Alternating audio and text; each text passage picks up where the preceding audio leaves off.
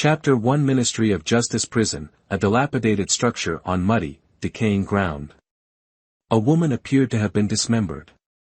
Her 10 fingers were swollen and bruised, clearly showing signs of torture with clamping sticks.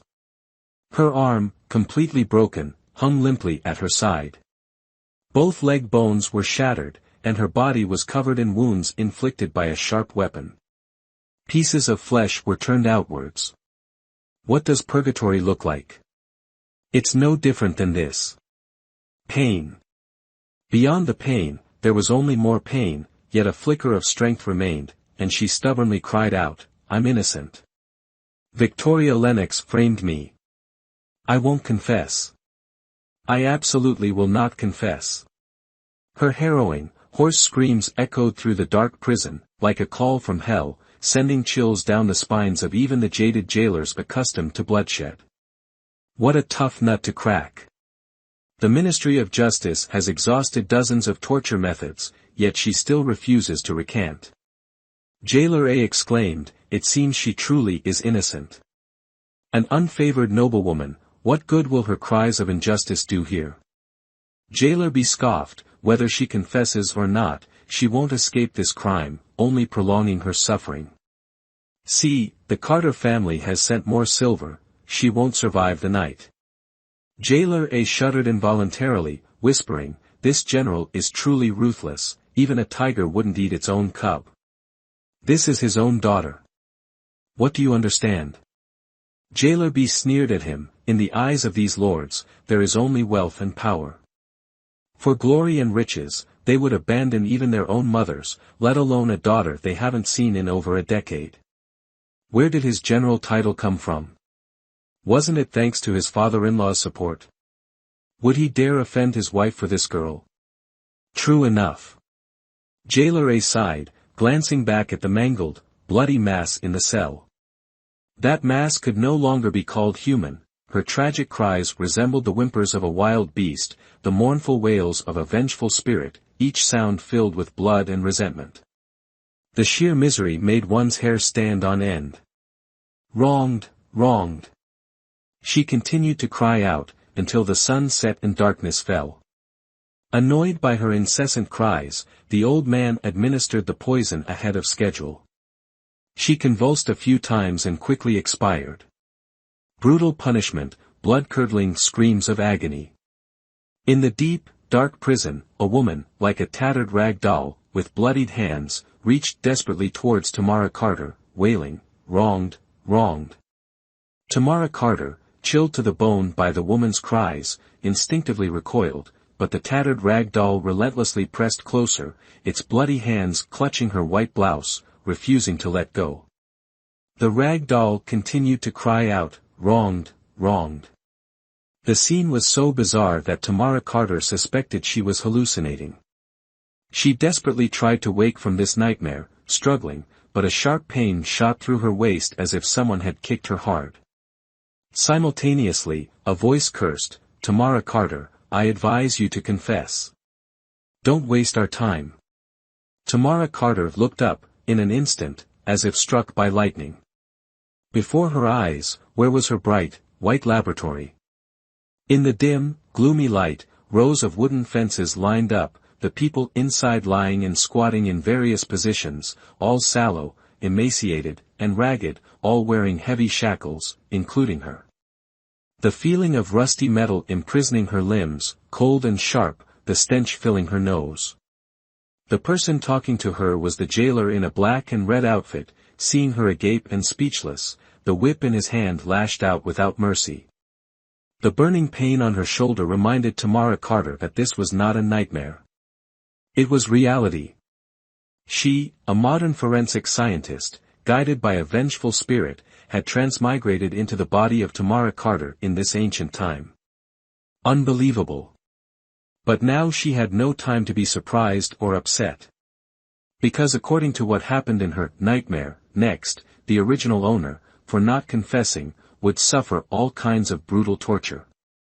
Tamara Carter really had no interest in reliving the suffering the original owner had endured, in this hellish place. Pleading innocence and not confessing was simply self-inflicted torture. Therefore, she quickly calmed down and said to the jailer very calmly, "I confess. That's how obedient you should be." The fat jailer groped her, laughing lewdly, "Looking at this smooth skin, I really can't bear to lay a hand on you. Later, give me some sweetness, and I guarantee you'll eat well and dress well, and even if you die, you'll die comfortably." Tamara Carter said nothing, looking at him coldly, suppressing the urge to break his neck.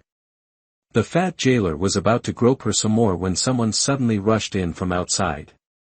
It was a middle-aged man with a rat-like face and a mustache, wearing a dark blue official robe, who shouted as soon as he entered, "Is my master still here?" The fat jailer's face twisted. "Master Dawson, didn't you tell me to deal with him?" "Ah. Dealt with? Dead? Expired?" Landon Dawson's face turned pale and he collapsed. "It's over, it's over. Without master, what am I, the chief judge of the High Court, supposed to do?" "Master, what happened?" the fat jailer hurriedly asked. "Big trouble. Imperial concubine Sterling, His Majesty's beloved concubine, has been murdered." Landon Dawson scratched his head and said, "His Majesty summoned me to solve the case, but I. He stammered for a while, ultimately not daring to speak his mind. In reality, he had just bought this official position, usually only knowing how to show off and extort money, taking from both the plaintiff and the defendant. How could he know how to solve a case? "Master, has the newly found master not arrived yet?" the fat jailer asked again. "That damned fellow, he hasn't even set off yet. He won't arrive for 5 to 7 days. Landon Dawson stamped his feet. "What should I do? What should I do?" He kept lamenting. The late spring weather wasn't actually that hot, but he was drenched in sweat, soaking his official robe. Tamara Carter saw this, her heart stirred slightly, and she called out softly, "Master Dawson. I have a way to help you." "You?" Landon Dawson glared at her furiously. "If you were so capable, you wouldn't be here in prison, delivered by your own stepmother." Tamara Carter blinked, turned her head to look at the 2 corpses lying in the adjacent cell, and said softly, "Sir, I know the cause of death of those 2 prisoners who died suddenly." Landon Dawson glanced at her. The one in gray was suffocated, the thin one in blue was struck by a blunt object, resulting in cardiopulmonary trauma and death. Tamara Carter's tone was flat, but the fat jailer became inexplicably tense. "How could you possibly know that?" "I know how to perform autopsies. Naturally, I also know how to solve cases. I'm certain I can assist you, sir."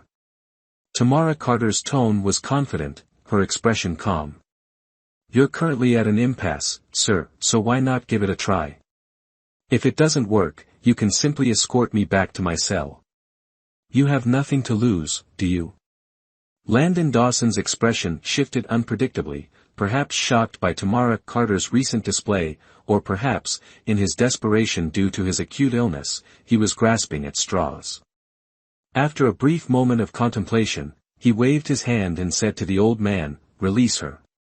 Chapter 2. Half an hour later, Tamara Carter, dressed in forensic attire and equipped with the necessary tools, accompanied Landon Dawson into the palace. Consort Sterling's Purple Sun Palace was now crowded with people. Alexander Sterling, the concubines, the Empress Dowager, the princes, and the high-ranking officials were all present, each wearing a look of horror, for the murder scene was truly gruesome. Consort Sterling was murdered during her afternoon nap in the Lotus Pavilion of her Purple Sun Palace. It was precisely noon, and she, preferring quiet, had dismissed her attendants. Unexpectedly, in broad daylight, someone dared to wield a blade and attack her. The assailant's methods were exceptionally brutal, directly severing Consort Sterling's throat. The entire Lotus Pavilion was awash in blood, with bloody handprints covering the pavilion pillars and railings. Consort Sterling's hands were clean, clearly indicating that the bloody handprints belonged to the murderer. This audacious villain, with unparalleled audacity, even calmly finished a cup of tea after the killing before departing. But he didn't anticipate that his ostentatious display of dominance would provide Tamara Carter with numerous advantages. Tamara Carter carefully examined the blood-stained teacup. Under the sunlight, the bloody fingerprints were remarkably clear. She unconsciously curved her lips. It seemed that heaven wouldn't block all her paths. With these fingerprints, she could swiftly conclude this case and focus on her own affairs. She carefully placed the teacup into a cloth bag when a lazy voice suddenly inquired from beside her, "Have you discovered anything yet?" Tamara Carter was slightly startled. This voice, this tone, she seemed to have heard it somewhere before. She looked up and saw a young man in luxurious attire leaning against a camellia flower tree beside the lotus pavilion. While everyone else kept their distance, fearing the blood and the corpse in the pavilion, he seemed unconcerned, idly scratching his head with a camellia flower branch, one leg swinging, and his eyes glancing at Tamara Carter. Tamara Carter remained silent, coldly staring at him. This man's appearance was truly handsome, with bright, sword-like eyes, a high, straight nose, skin as white as snow, and lips as red as cherry blossoms. However, his handsome face was filled with an air of indifference.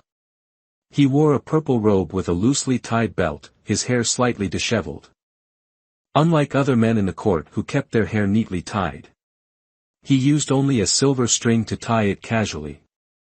As the wind blew, his hair danced wildly, adding to his wicked, arrogant, and unrestrained demeanor.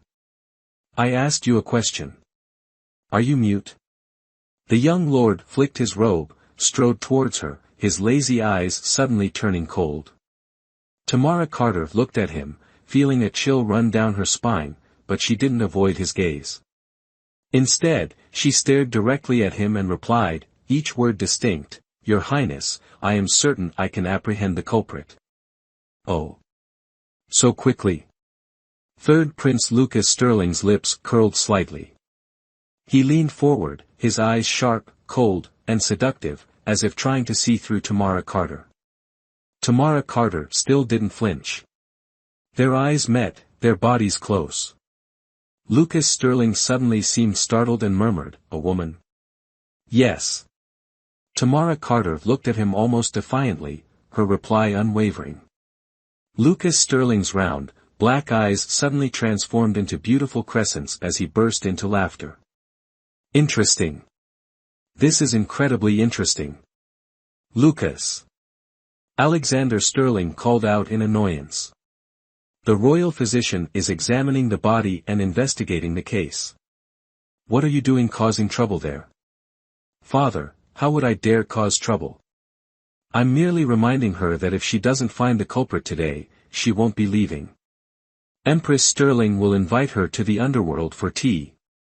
Lucas Sterling flung his wide sleeve and leaned back against the camellia tree. His words made Landon Dawson extremely tense. He hurried over and tugged at Tamara Carter's sleeve, lowering his voice. "Are you truly certain?" "Don't worry, sir. I've found concrete evidence. I just need," she whispered in Landon Dawson's ear. Landon Dawson, half believing, left and quickly returned with what she requested, a large sheet of white paper with the oil-ink fingerprints of everyone in Purple Sun Palace. Everyone was bewildered, but Tamara Carter didn't bother explaining. She simply examined the fingerprints, comparing them to the ones on the teacup. In the modern era, this would be done with specialized equipment, as fingerprints are too complex for the average person to distinguish with the naked eye. However, Tamara Carter was no ordinary person. She possessed an exceptional memory. Everything she saw, no matter how small or complex, remained vividly imprinted in her mind. She couldn't forget even if she tried. Therefore, distinguishing fingerprints was a trivial matter. She chose this method because she heard from the palace staff that the time of the murder, during the midday break, was incredibly quiet. No outsiders entered or exited Purple Sun Palace. Therefore, the culprit was likely still within the palace. Apprehending the culprit was the easiest part. Within the time it takes to burn an incense stick, she located the culprit's fingerprints on the large sheet of paper. She pointed to the name and winked at Landon Dawson.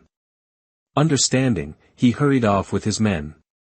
Less than a quarter of an hour later, he returned triumphantly, escorting a burly maid-servant. Clutching a bundle of blood-stained clothes, he excitedly announced, "Your Majesty! Your Majesty! We've caught the culprit. This damned girl was actually a man in disguise." Everyone gasped, simultaneously rushing towards him, instantly engulfing Landon Dawson and the cross-dressed woman. Tamara Carter lowered her eyes, exhaled softly, found a bamboo chair, sat down steadily, and took a small sip from the teacup on the round table. "You are indeed quite capable." Lucas Sterling sauntered over, leaning his upper body onto the round table in front of her. "I wonder where your ladies' chambers are. Would this young master be permitted to visit when I'm free?" Tamara Carter chuckled coldly. "Your Highness, the third prince, has a poor memory." "What do you mean?" Lucas Sterling raised an eyebrow. "We are old acquaintances." Tamara Carter tilted her head, looking at him. "A year ago, Your Highness rescued my mother and me at the dilapidated temple and personally escorted us to the king's birthday celebration, allowing us to return to Carter Estate and reclaim our rightful positions. Such great kindness, I would never dare forget." Tamara Carter spoke these words through gritted teeth. From the moment she heard Lucas Sterling's voice, she knew he was the masked figure who had instigated Emily Carter's return to Carter Estate. Through the original owner's memories, she knew that the original owner and her mother were nearly assassinated by the former mistress of Carter Estate, the second concubine, Victoria Lennox. As a result, they were saved by the third prince, Lucas Sterling, who also helped them successfully return to Carter Estate and reclaim their identities. But clearly, behind all of this, there must be an ulterior motive. It's just still unknown what Lucas Sterling's scheme truly is. Of course, the original owner didn't know. She didn't have such a good memory. Even after encountering Lucas Sterling several times at Carter Estate, she remained oblivious. Lucas Sterling was genuinely startled this time, exclaiming in disbelief, "You're Tamara Carter. How is that possible? Aren't you supposed to be in Ministry of Justice prison?" Tamara Carter replied coldly, "As you can see, Master Dawson brought me here. That old man only cares about money, how could you possibly persuade him?" Lucas Sterling still refused to believe it. He reached out, lifting Tamara Carter's face, while his other hand groped around her face, muttering, "What is this black stuff on your face?" ####. Chapter 3. His stillness would have been better. With his movement, the pungent smell of cosmetics and alcohol wafted directly into her face. Tamara Carter frowned in disgust, swatting his hand away. Lucas Sterling was startled back, about to get angry, but couldn't suppress his curiosity. Tamara Carter tore off the mask on her face, revealing a beautiful visage. Lucas Sterling was slightly shaken. The woman before him, with skin as white as snow, dark eyebrows, and a bone structure like ice and jade, exuded a cold and arrogant aura, her presence overwhelming.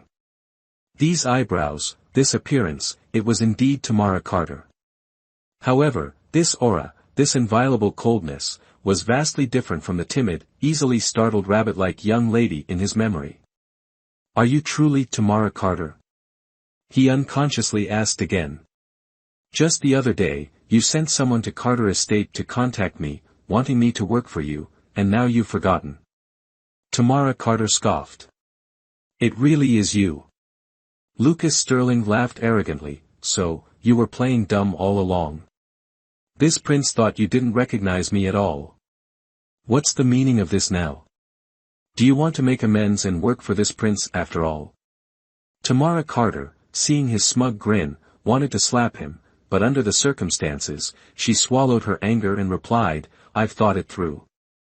Lucas Sterling laughed even more arrogantly. "It seems the Ministry of Justice prison is truly a remarkable place, capable of transforming a person, awakening their spiritual senses.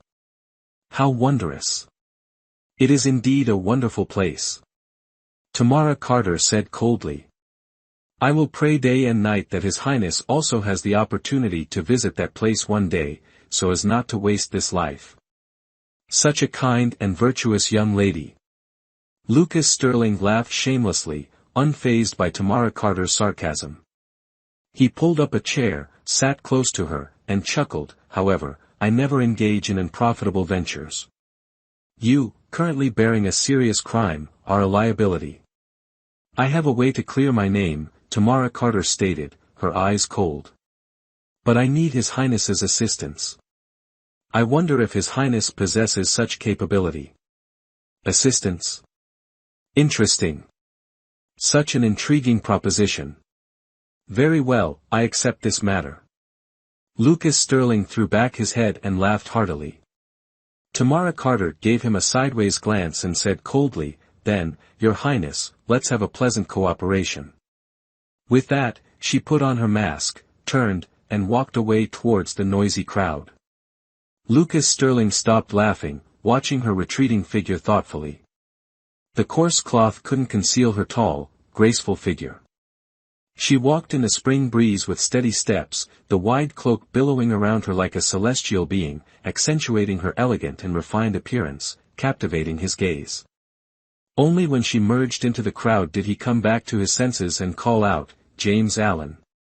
A young guard with a stern expression rushed to him and bowed, asking, Your Highness, what are your orders? Lucas Sterling whispered a few words into his ear. James Allen turned and left. Lucas Sterling stood up and slowly walked towards the crowd. As soon as Tamara Carter appeared, she was surrounded by people, their curiosity overflowing. They asked one after another, how did the coroner know the maid was the murderer? Tamara Carter calmly replied, because the deceased will speak.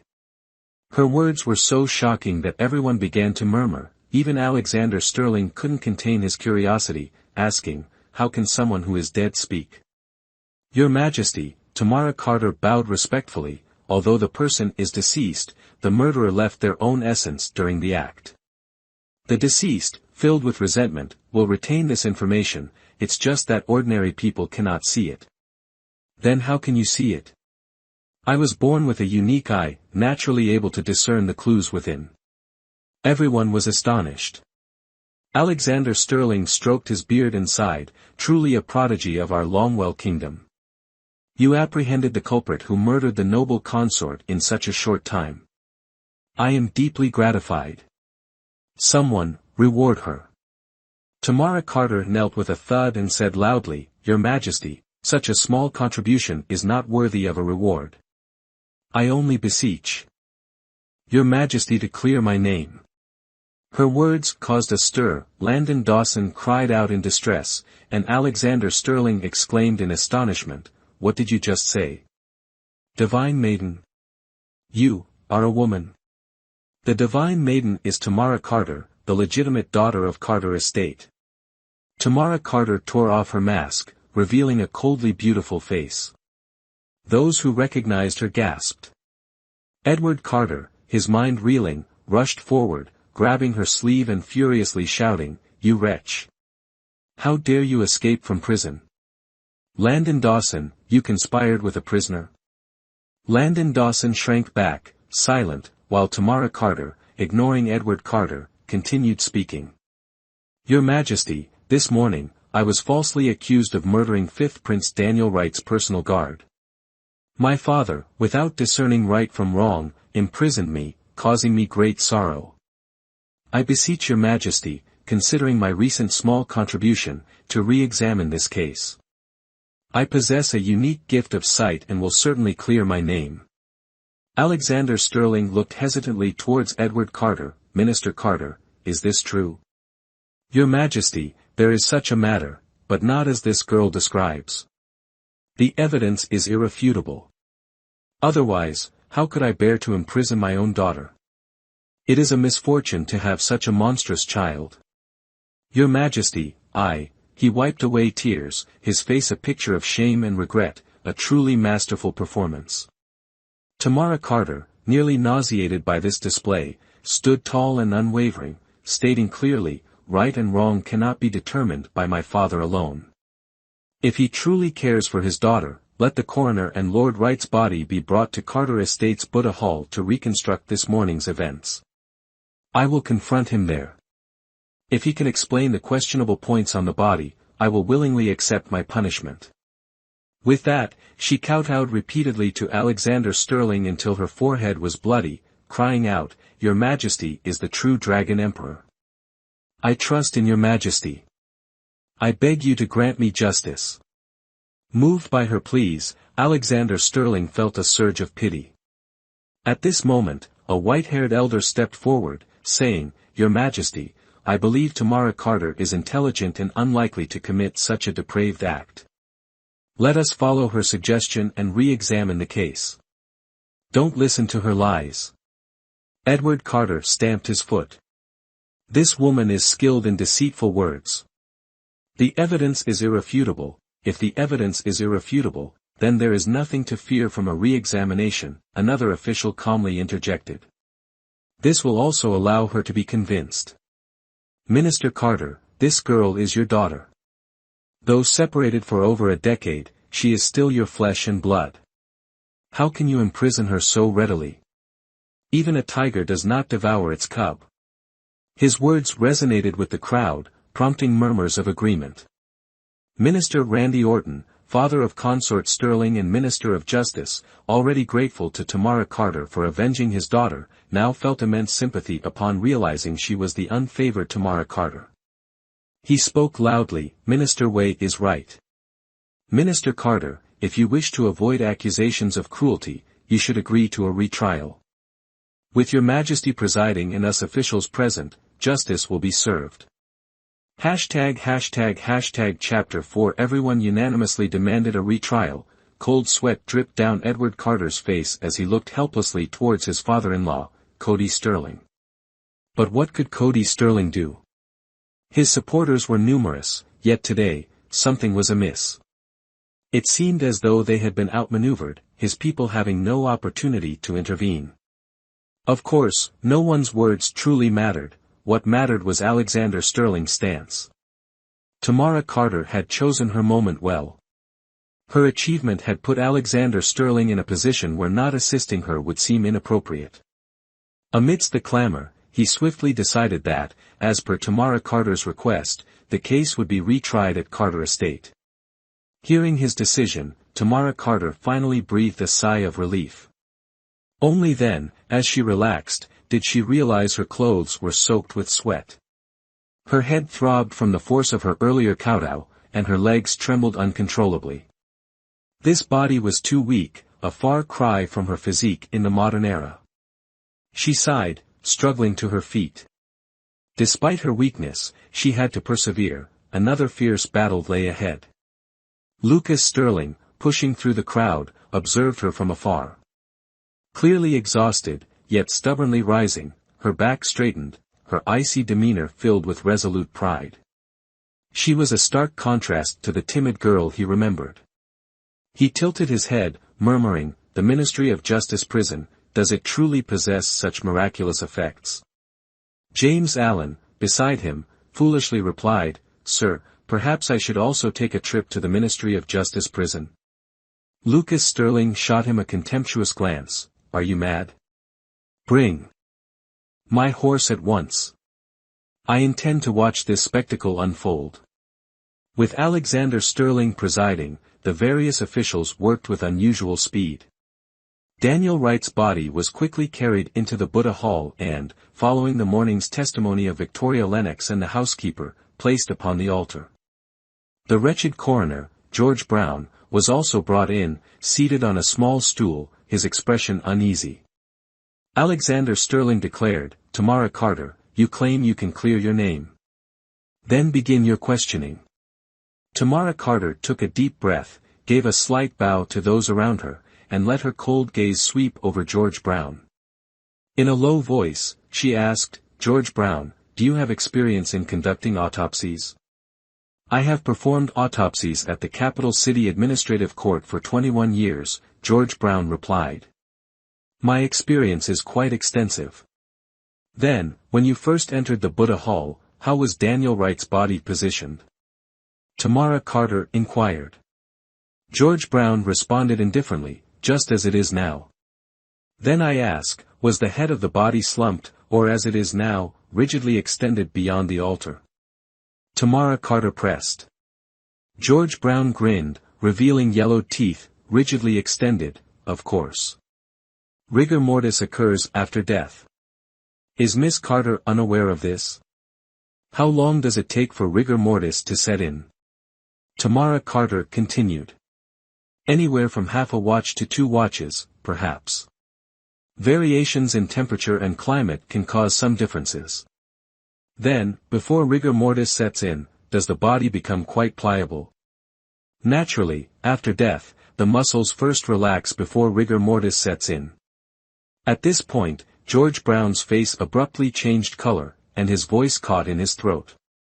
Tamara Carter coldly snorted, "If you claim Master Wright died within the Buddha Hall, then, according to the principles of forensic examination, in the post-mortem period of muscle relaxation, Master Wright's head should have fallen forward onto the incense burner, and absolutely not remained upright as it is now." George Brown's expression shifted, horrified into silence, as Tamara Carter pressed further. Daniel Wright's head is upright like this because the Buddha Hall is fundamentally not the primary crime scene. Everyone present finally understood the issue, and Alexander Sterling snorted coldly, asking, "George Brown, what defense do you have left?" While she was struggling, it's possible she moved. Daniel Wright's body, George Brown began to sweat, his speech becoming increasingly hesitant. Tamara Carter raised her head with a cold laugh. "So, your implication is that I began struggling after Daniel Wright's body had already exhibited rigor mortis? How ludicrous. Everyone saw this morning that when you arrived, I was still struggling beneath the body. At that time, Daniel Wright was already in rigor mortis. Am I so foolish? To not take advantage of his death to sneak away, but instead lie naked there for hours?" George Brown was rendered speechless by her questioning, and Victoria Lennox couldn't help but interject, "It's also possible that you were intimate with him and then fainted. Does the second concubine and father frequently become so aroused during intimacy that they faint?" Tamara Carter sharply retorted. Everyone burst into laughter, Lucas Sterling's laughter the loudest and most unrestrained, as he roared, "General Carter, so you are so vigorous. Truly inconsiderate of the fairer sex." Edward Carter's face flushed crimson, and Victoria Lennox, gnashing her teeth in hatred, opened her mouth to scold, "Tamara Carter, in broad daylight, you dare to say..." Tamara Carter quickly cut her off. These words were first uttered by the second concubine. Tamara has been so tragically framed, and a concubine of Carter estate still wants to add fuel to the fire, speaking ill behind my back. Is there any sense of decency? Victoria Lennox, interrupted, was choked into silence, only able to glare fiercely at Edward Carter. Edward Carter, inherently fearful of her, felt extremely uncomfortable under her glare and could only glare back at George Brown.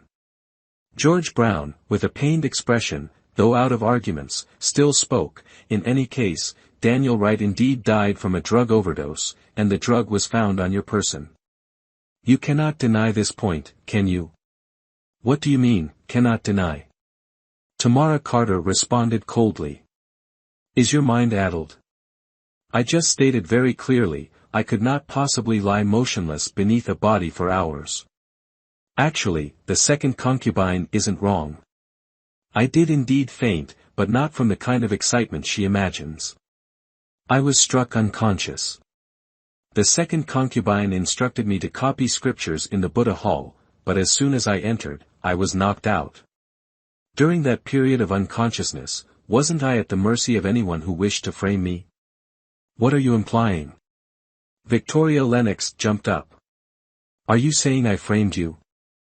"My daughter would absolutely never frame anyone," King Cody Sterling stated coldly. He was Alexander Sterling's cousin, having made significant contributions to Alexander Sterling's ascension to the throne. With illustrious merits and as the former Prime Minister, his power was immense. Within the court, he had numerous factions. As soon as he spoke, his inherent authority silenced the room. Everyone restrained their laughter, no longer daring to be so frivolous. But while his tactic might intimidate others, it had no effect on Tamara Carter. She glanced at him indifferently and calmly replied, "Your Highness exaggerates. I merely stated facts, I had no intention of suspecting the concubine. Rest assured, your Majesty is wise and just. With His Majesty present, no one will be wrongly accused. You've talked for a long time, yet you still haven't presented concrete evidence proving your innocence in this case, have you?" Cody Sterling glared at her with his cloudy eyes. "Don't be hasty, Your Highness. I will present the evidence immediately." Tamara Carter stepped gracefully towards Daniel Wright's body, pointing to the reddish bruise on his shoulder. "George Brown, do you know what this is?" George Brown grimaced and shook his head. Speaking more meant more mistakes, it was better for him to remain silent. Besides, he genuinely didn't know. Chapter 5, You dare to claim decades of experience in forensic examination. Tamara Carter scoffed. "Let me tell you. This is called a ligature mark. When a person is alive, the soft tissues of the body, upon contact with a hard object, will leave a mark. Due to muscle tension and skin elasticity, this mark will quickly disappear. However, after death, the muscles lose their tension, the skin loses its elasticity, and the limbs become limp. Marks at points of compression are retained for a longer period and can even reflect the surface shape of the object that made contact." Her explanation left George Brown speechless. A voice called out from below, "I am Ivan Wright. May I ask Miss Carter, if we find the object that corresponds to this mark, can we identify the true culprit?" Tamara Carter looked towards the voice and saw a young man with refined features. She nodded at him. "Master Wright is very astute. If we find the object that corresponds to this mark, the murderer will not be able to escape." "Tisk!" an official sneered. "But where should we look?" Tamara Carter looked at him coldly. "No need for you to trouble yourself, sir. This mark is easily recognizable. It comes from the second Miss of Carter Estate, Sophia Carter." "Ah!" Another wave of shocked gasps arose. Edward Carter jumped up furiously. "You damned girl, don't spout nonsense." "I never speak nonsense," Tamara Carter said coldly. "This mark comes from the hairpin on Sophia Carter's head.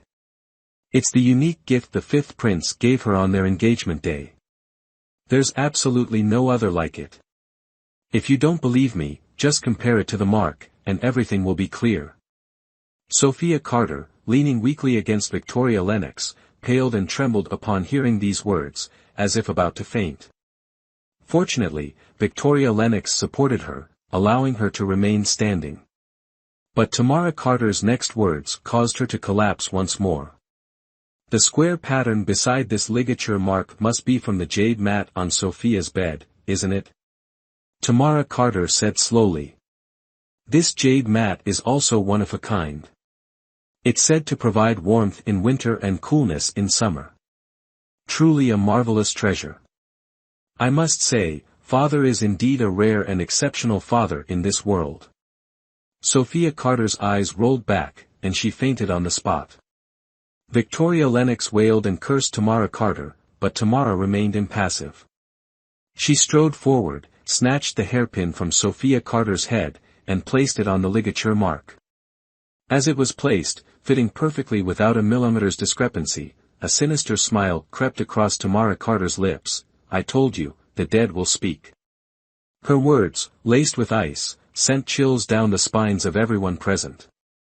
Ivan Wright roared in indignation. "So, the murderer of my younger brother is none other than the second daughter of the Carters.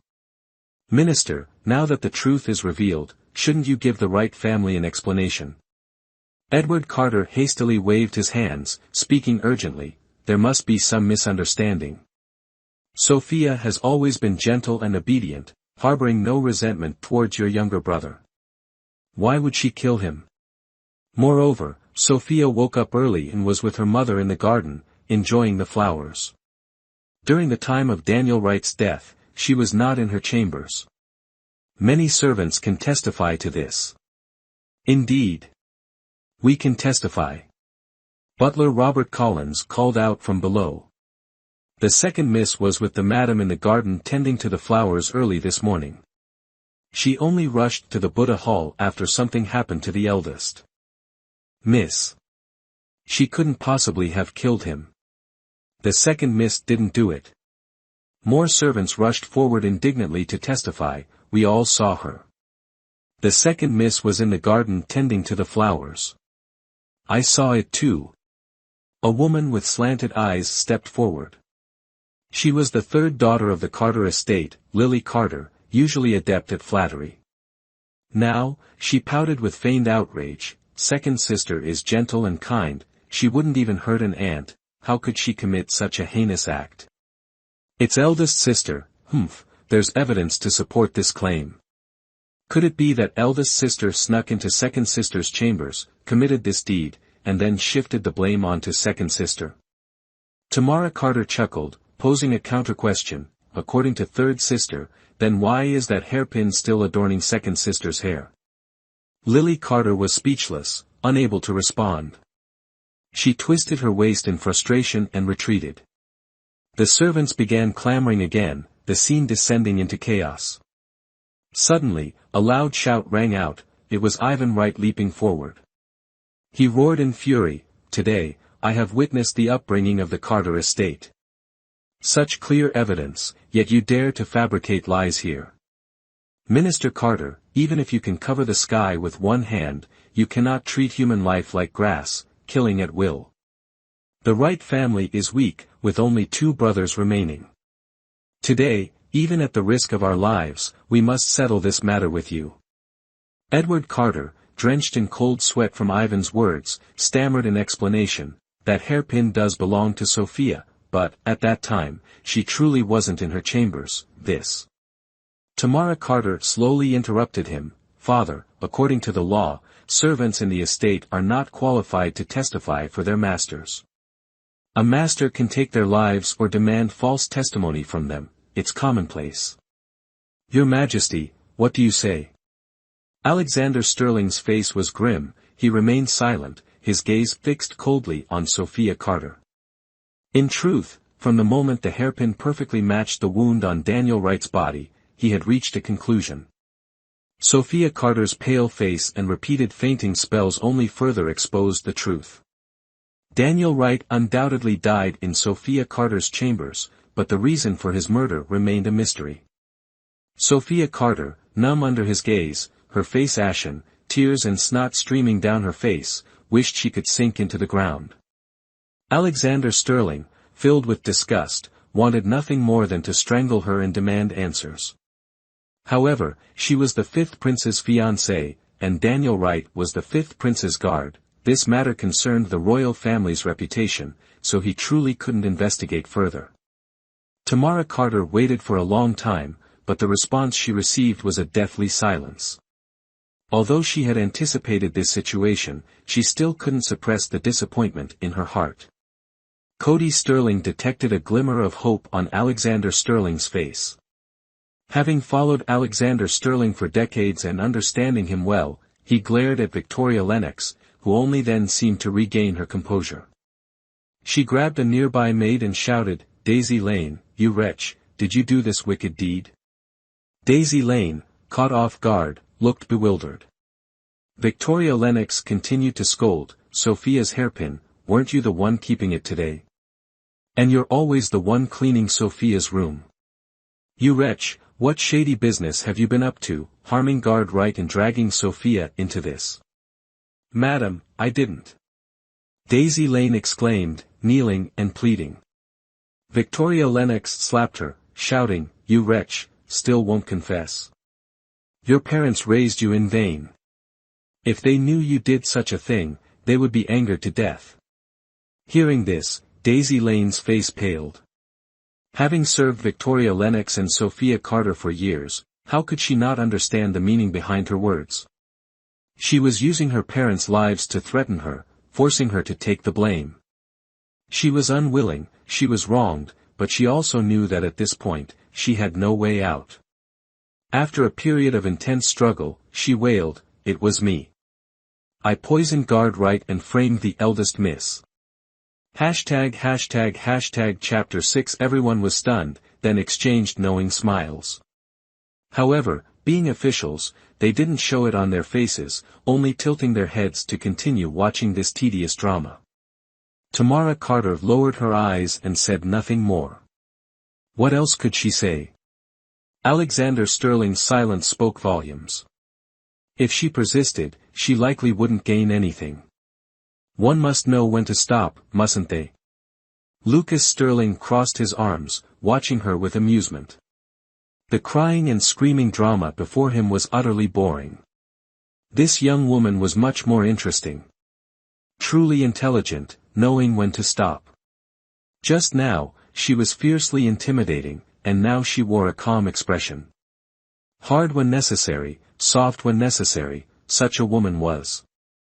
Very much to his liking. Before this noisy drama, Alexander Sterling's face flushed slightly. He glanced at Tamara Carter. Her long eyelashes concealed the emotions in her eyes. She lowered her gaze, sitting quietly, no longer displaying the rigid coldness from before. Alexander Sterling cleared his throat and spoke, Daisy Lane, why did you kill guard right? Confess the whole truth. The reason? Daisy Lane's eyes widened, her mind in turmoil. Forced to confess falsely, resentment filled her heart. Where would she find the presence of mind to fabricate a motive for murder? She mumbled, but no words came out. She could only stare blankly at Victoria Lennox, crying, Madam, the reason? What reason should I give? A snort of laughter escaped someone's lips. A slight commotion rippled through the crowd, but under Alexander Sterling's imposing presence, it quickly subsided. Victoria Lennox continued her feigned distress, this lowly servant, still playing dumb. How could I have raised such a treacherous ingrate? This thieving wretch. She kicked and stomped on Daisy Lane until she vomited blood, at which point Daisy Lane confessed through tears, I stole second Mrs. Silver. Guard right saw me and was going to report it to her. I had no choice but to poison him. To cover my tracks, I poured medicine into his mouth. After he died, I was terrified. I thought that in this estate, only eldest miss was weak and easily bullied, so I framed her. You vicious wretch. Tamara has always treated you servants so well. Edward Carter berated Daisy Lane, then turned to Tamara Carter, taking her hand and saying with choked emotion, Tamara, I was wrong about today. I've wronged you terribly, and I'm so sorry. As he spoke, tears fell onto Tamara Carter's hand, feeling like venomous pus, making her skin crawl with disgust. This scene, this pretense, felt eerily familiar. In her previous life, her polished, official father had shed similar tears when her mother was imprisoned, feigning grief, remorse, and regret. But was it genuine? When she learned the ugly truth, she couldn't help but vomit, right there in court, onto the man who had always played the role of the good father and husband. The original Tamara's mother, like her own, had loved a deceitful, shameless, utterly vile man. Now, history was repeating itself. Despite trying to suppress her emotions, Tamara Carter couldn't stop trembling. Seeing her silence, Alexander Sterling spoke in a low voice, Tamara Carter, what are your thoughts on Daisy Lane's confession? Tamara Carter took a deep breath, quickly left her seat, knelt down, and prostrated herself, saying respectfully, Your Majesty is wise and just. The truth of this case is now clear. Daisy Lane is the murderer. Your Majesty's presence at Carter Estate has cleared my name. I am eternally grateful and can only offer my loyalty. Long live Your Majesty. Alexander Sterling's face brightened, and he said gently, What an understanding child. Rise. Thank you, Your Majesty. Tamara Carter started to rise, but her vision darkened. Edward Carter rushed to support her, feigning concern, Poor Tamara, you haven't had a proper meal since being imprisoned. It's all my fault.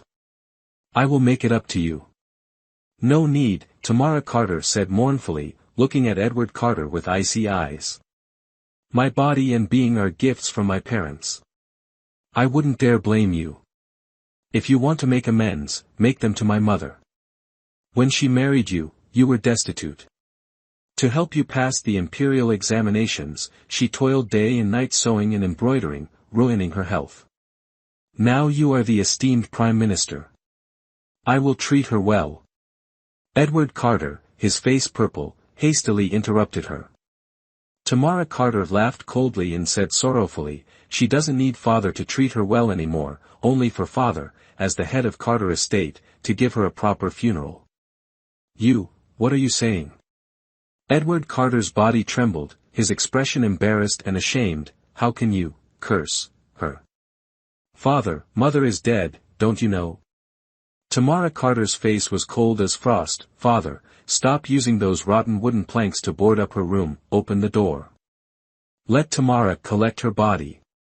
As soon as these words were spoken, the crowd buzzed with discussion, everyone speculating that Tamara Carter truly possessed supernatural insight, when in reality, she had simply asked Lucas Sterling to send someone to investigate beforehand.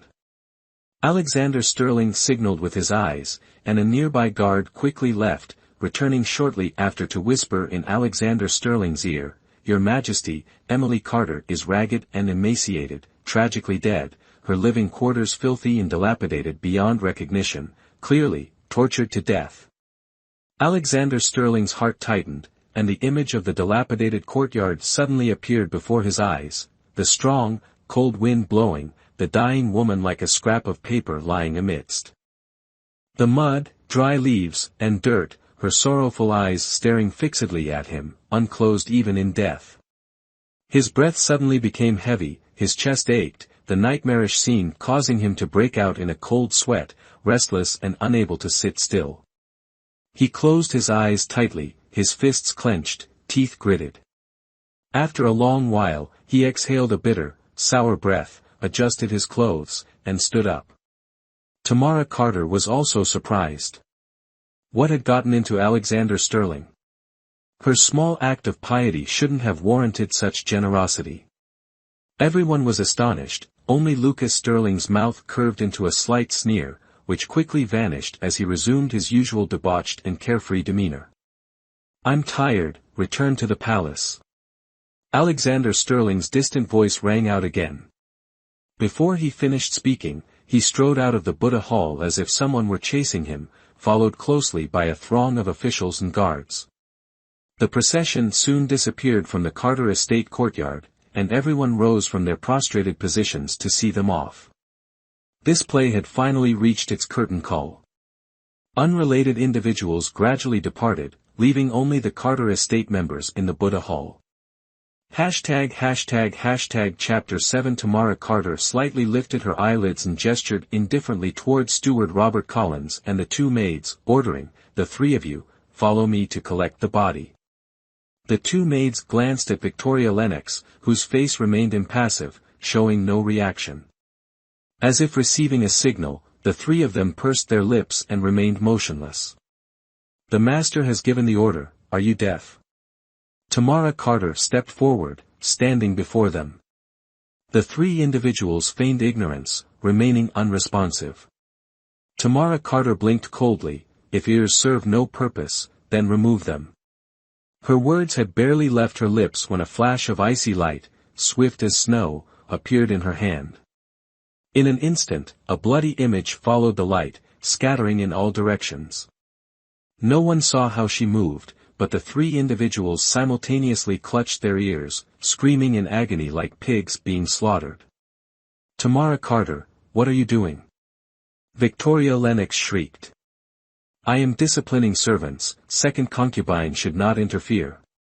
Tamara Carter stared directly at her, each word precise and sharp, you are merely a concubine, you do not have that authority. My mother may be deceased, but I remain the legitimate eldest daughter. If you truly wish to be in charge, you must follow the laws of the Longwell dynasty, be formally appointed by my father after 3 years, then you may speak freely. You, Victoria Lennox, enraged, flew into a fit of rage, lunging towards Tamara Carter like a madwoman. Tamara Carter sidestepped effortlessly, leaving Victoria to stumble into empty air. Unable to regain her balance, her nose slammed into the hard surface of a bookcase, instantly gushing blood. Edward Carter's face paled in alarm, and he rushed forward to support her. At that moment, a deep, aged voice resonated, "The second concubine cannot speak out of turn, this old woman is not yet dead." Tamara Carter turned her head, gazing towards the old woman who had been feigning death in the Grandmaster's chair, barely concealing her contempt. This was the original owner's own grandmother, Margaret Carter, the mother-in-law whom Emily Carter had served with utmost devotion. Yet, what kind of person was this Margaret Carter? In Edward Carter's hometown, the dilapidated Triple T town, she, Margaret Carter, was the sole authority. Among the adult men in Triple T town, those who had not slept with her could be counted on one hand. The sons she bore had to be shameless individuals like Edward Carter. However, fate was unfair, granting them a pleasing appearance and a silver tongue. Emily Carter marrying him was like white cloth falling into mud, forced by her mother-in-law to sell herself. She refused to the death, and Margaret Carter regarded her as a thorn in her side, a nail in her flesh. Once her son married the daughter of a wealthy family, naturally, she had to be cast aside. Such a filthy, unbearable old woman still had the audacity to act like a grandmother in front of her. Looking at Margaret Carter's wrinkled face, still adorned with rouge and powder, Tamara Carter felt a surge of nausea, nearly vomiting. She snorted coldly and said, "Grandmother is indeed still alive." However, this granddaughter was merely disciplining some disobedient servants. Does grandmother have anything to say? Servants are also people. How can you just cut off their ears? Margaret Carter jabbed her cane erratically at the ground. Has grandmother never done such a thing? Tamara Carter raised an eyebrow. A few days ago, there was a young man named Alan Tucker in the courtyard. Simply because he refused to enter grandmother's inner chambers, even unto death, grandmother had him thrown onto the back mountain to be eaten by wolves.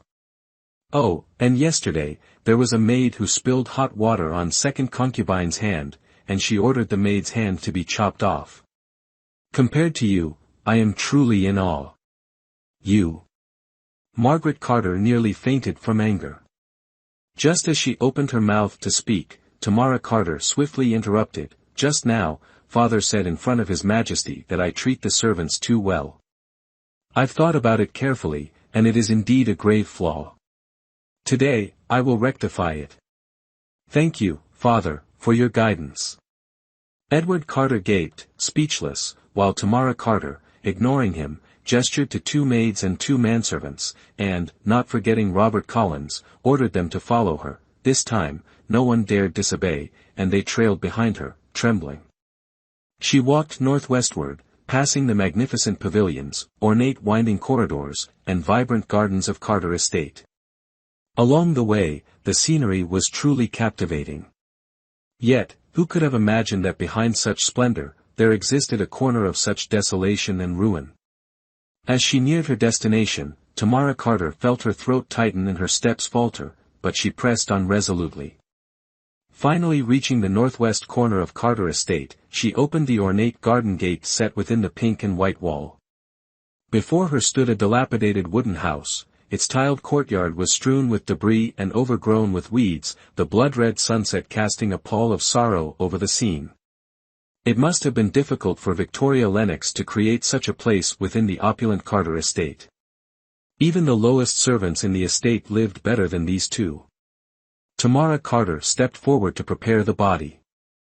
The maids and manservants, faces filled with horror, dared not approach. Tamara Carter hadn't intended for them to assist. Handling a body was second nature to her. This body belonged to her dearest loved one, a task she would entrust to no one else. Gather firewood, boil water, and clean the courtyard, Tamara Carter commanded coldly. Also, prepare bath supplies and 2 new sets of bedding for me. The 5 obeyed without hesitation, quickly setting to work. By the time everything was ready, night had fallen. The spring night was still chilly. Tamara Carter dismissed Robert Collins and the 5 servants, who fled as if granted a reprieve. In the silent courtyard, only she remained, beside a corpse and an oil lamp, a solitary figure. Fortunately, Tamara Carter had grown accustomed to this solitude since the age of 12. "Mother, time to bathe," she murmured to the body, gently closing Emily Carter's staring eyes. Removing the tattered clothes, she carefully placed her mother into the warm water and meticulously washed her. The crescent moon hung like a sickle in the sky. In the dimly lit room, beneath the flickering lamplight, Tamara Carter, her long hair unbound and clad in a tattered gray robe, carefully combed Emily Carter's hair. Memories of the past seemed to flood back in that moment. In her past life, her father, driven by ambition, had plotted against his devoted wife, who had endured hardship alongside him. Had it not been for a forensic examiner who used a scalpel to unravel the mystery, her mother would have languished in prison for life. From then on, she held immense respect and admiration for the profession of forensic medicine. Yet, despite surviving that ordeal, her mother eventually succumbed to grief and passed away. The past, sharp as a knife, pierced her heart. She bowed her head, biting her lip, fighting back the tears that welled up. Suddenly, chaotic footsteps and a woman's arrogant shriek broke the quiet of the small courtyard. "I don't believe in evil spirits. Even if that bitch becomes a ghost, I'm not afraid. I will avenge my second sister." Before she could finish, the woman burst through the door, a gleaming longsword held against Tamara Carter's neck. I wondered who it was. "So, it's my dear third sister." Tamara Carter laughed cruelly. "Have you come to kowtow to our mistress? I scoff at that." Lily Carter spat. "That vile old woman." She was about to unleash a torrent of abuse, but her eyes fell upon the body floating in the bathtub. She shrieked, "Tamara Carter, what have you done?" "I'm bathing, mother," Tamara Carter replied, her voice soft and gentle. "Since you're here, third sister, why don't you join us?" Chapter 8. With that, she suddenly reached out, grabbed Lily Carter's head, and unceremoniously shoved her into the bath. Lily Carter's mouth landed directly on Emily Carter's face. The cold, rigid touch sent a shiver down her spine, and she let out a scream of terror. Tamara Carter laughed coldly, her grip unwavering. She ripped Lily Carter's clothes, forcing her to swallow several mouthfuls of bathwater. Disoriented and terrified, Lily Carter barely noticed her torn garments as she scrambled out of the tub, supported by the attending maids, and fled, sobbing hysterically. Tamara Carter retrieved the long sword and walked towards the low wall.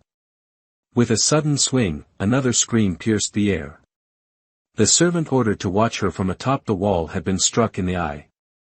He tumbled to the ground, writhing in agony, as his companions carried him away. Quickly, a deathly silence returned to the small courtyard. "Finally, some peace," Tamara Carter murmured, releasing her clenched jaw. She sighed, a trickle of crimson blood tracing a stark line against her pale face. Her features, breathtakingly beautiful, were also undeniably eerie, like a vengeful ghost. Hidden within the dilapidated wardrobe of the wooden house, Lucas Sterling shuddered involuntarily, his heart constricting sharply. Perhaps, he shouldn't have been hiding there, watching. But his curiosity had been overwhelming. He couldn't understand how the meek little rabbit had transformed into a ferocious predator. Everyone whispered that she was possessed, and he, in his youthful recklessness, had wanted to see this demon manifest. Yet, when he saw her cradling Emily Carter's body, her expression both tender and sorrowful, a strange emotion struck him. Fear? No. He felt an overwhelming sense of grief and pain, a sorrow so profound it was almost unbearable. He closed his eyes, trying to control his breathing. After a long moment, he opened them again. Tamara Carter had finished preparing Emily Carter, laying her on the bed. She dragged another bathtub in and filled it with buckets of hot water. Once full, she blew out the candle with a puff and slowly removed her gray robe. Lucas Sterling's eyes widened again, his heart, which had only just calmed, now pounded erratically, threatening to burst from his chest. The faint moonlight streamed through the window like flowing water, illuminating her figure. She seemed to glow, lighting up the dim wooden house and dazzling his eyes. Observing the jade-like form drawing closer, his mind raced, unsure how to react. Amidst this tension, Tamara Carter suddenly reached out and pulled an old brassiere from a clothesline within the wardrobe. Perhaps the brassiere was too worn, she sighed softly and shook her head. Her jet-black hair swayed gently, rippling in captivating waves. Lucas Sterling felt himself drowning in their allure. Lucas Sterling grimaced, silently chanting a calming mantra. Behave, he thought, this girl might be a vengeful spirit, draining the life essence of the living. I mustn't act rashly. However, he mused, it's rare to encounter such a bewitching female spirit. Even a demonic allure can be intoxicating. But this girl is fiercely aggressive. Aren't you afraid she'll bare her fangs and bite you, leaving your teeth scattered on the floor? His inner voice cautioned. Biting, that sensation might be even more exquisite. He pondered. Lucas Sterling felt his senses overwhelmed by a burning desire. Fortunately, just as he was about to burst from the wardrobe, the woman before him turned and walked away, slowly sinking into the bathtub. He breathed a sigh of relief. Though the scene in the bathtub remained captivating, the intensity had lessened somewhat. With his composure, he could endure it. But, miss, he thought, it's just bathing. Couldn't you be a little quicker? Watching Tamara Carter leisurely splash water on herself, her jade-white arms and wet hair clinging to her beautiful face, Lucas Sterling's mind exploded once more. With a thud, he tumbled out of the wardrobe. Ah! Tamara Carter, lost in thought, shrieked. She snatched the clothes beside the tub, wrapping them haphazardly around herself. With lightning speed, she lunged towards the object that had just rolled out of the wardrobe. Damn it! She prided herself on her sharp hearing. Before bathing, she had confirmed the absence of anyone else before undressing. Who could have imagined someone silently hiding in the wardrobe? Who is this person? Why didn't I sense anything, she wondered. Mortified at being unknowingly observed, Tamara Carter launched an immediate attack. Her delicate hands transformed into sharp blades, striking directly at the intruder's collarbone. Lucas Sterling broke out in a cold sweat at this fierce assault. This Tamara Carter, he thought, her movements are so swift and decisive. But if she knows martial arts, why did she allow herself to be humiliated earlier? Or is she truly possessed by a spirit? This terrifying thought extinguished his lustful notions. He rolled aside, dodging her attack. Tamara Carter, her first strike failing, spun and kicked. Lucas Sterling quickly jumped back, engaging her in combat. Within the small wooden house, the two exchanged over a dozen blows in an instant. Tamara Carter, growing increasingly impatient with her inability to win, and her strength failing, stumbled. Lucas Sterling seized her arms, pulling her into an embrace. Let me go. Bastard. Tamara Carter, left with no other recourse, bit him. Lucas Sterling, yelping in pain, exclaimed, Tamara Carter, are you a dog? Tamara Carter froze, tilted her head, saw his face, and angrily shouted, Lucas Sterling, why is it you? Why can't it be me? After exchanging blows with her, Lucas Sterling, realizing her martial arts skills were high but not a match for his, felt at ease and chuckled, didn't we agree this afternoon that I'd visit your boudoir tonight? Shameless. Tamara Carter's eyes darkened with fury. Who visits by sneaking into someone's wardrobe? What do you know? This is called covert protection. Lucas Sterling said brazenly, I was afraid you couldn't handle things alone, so I came to help.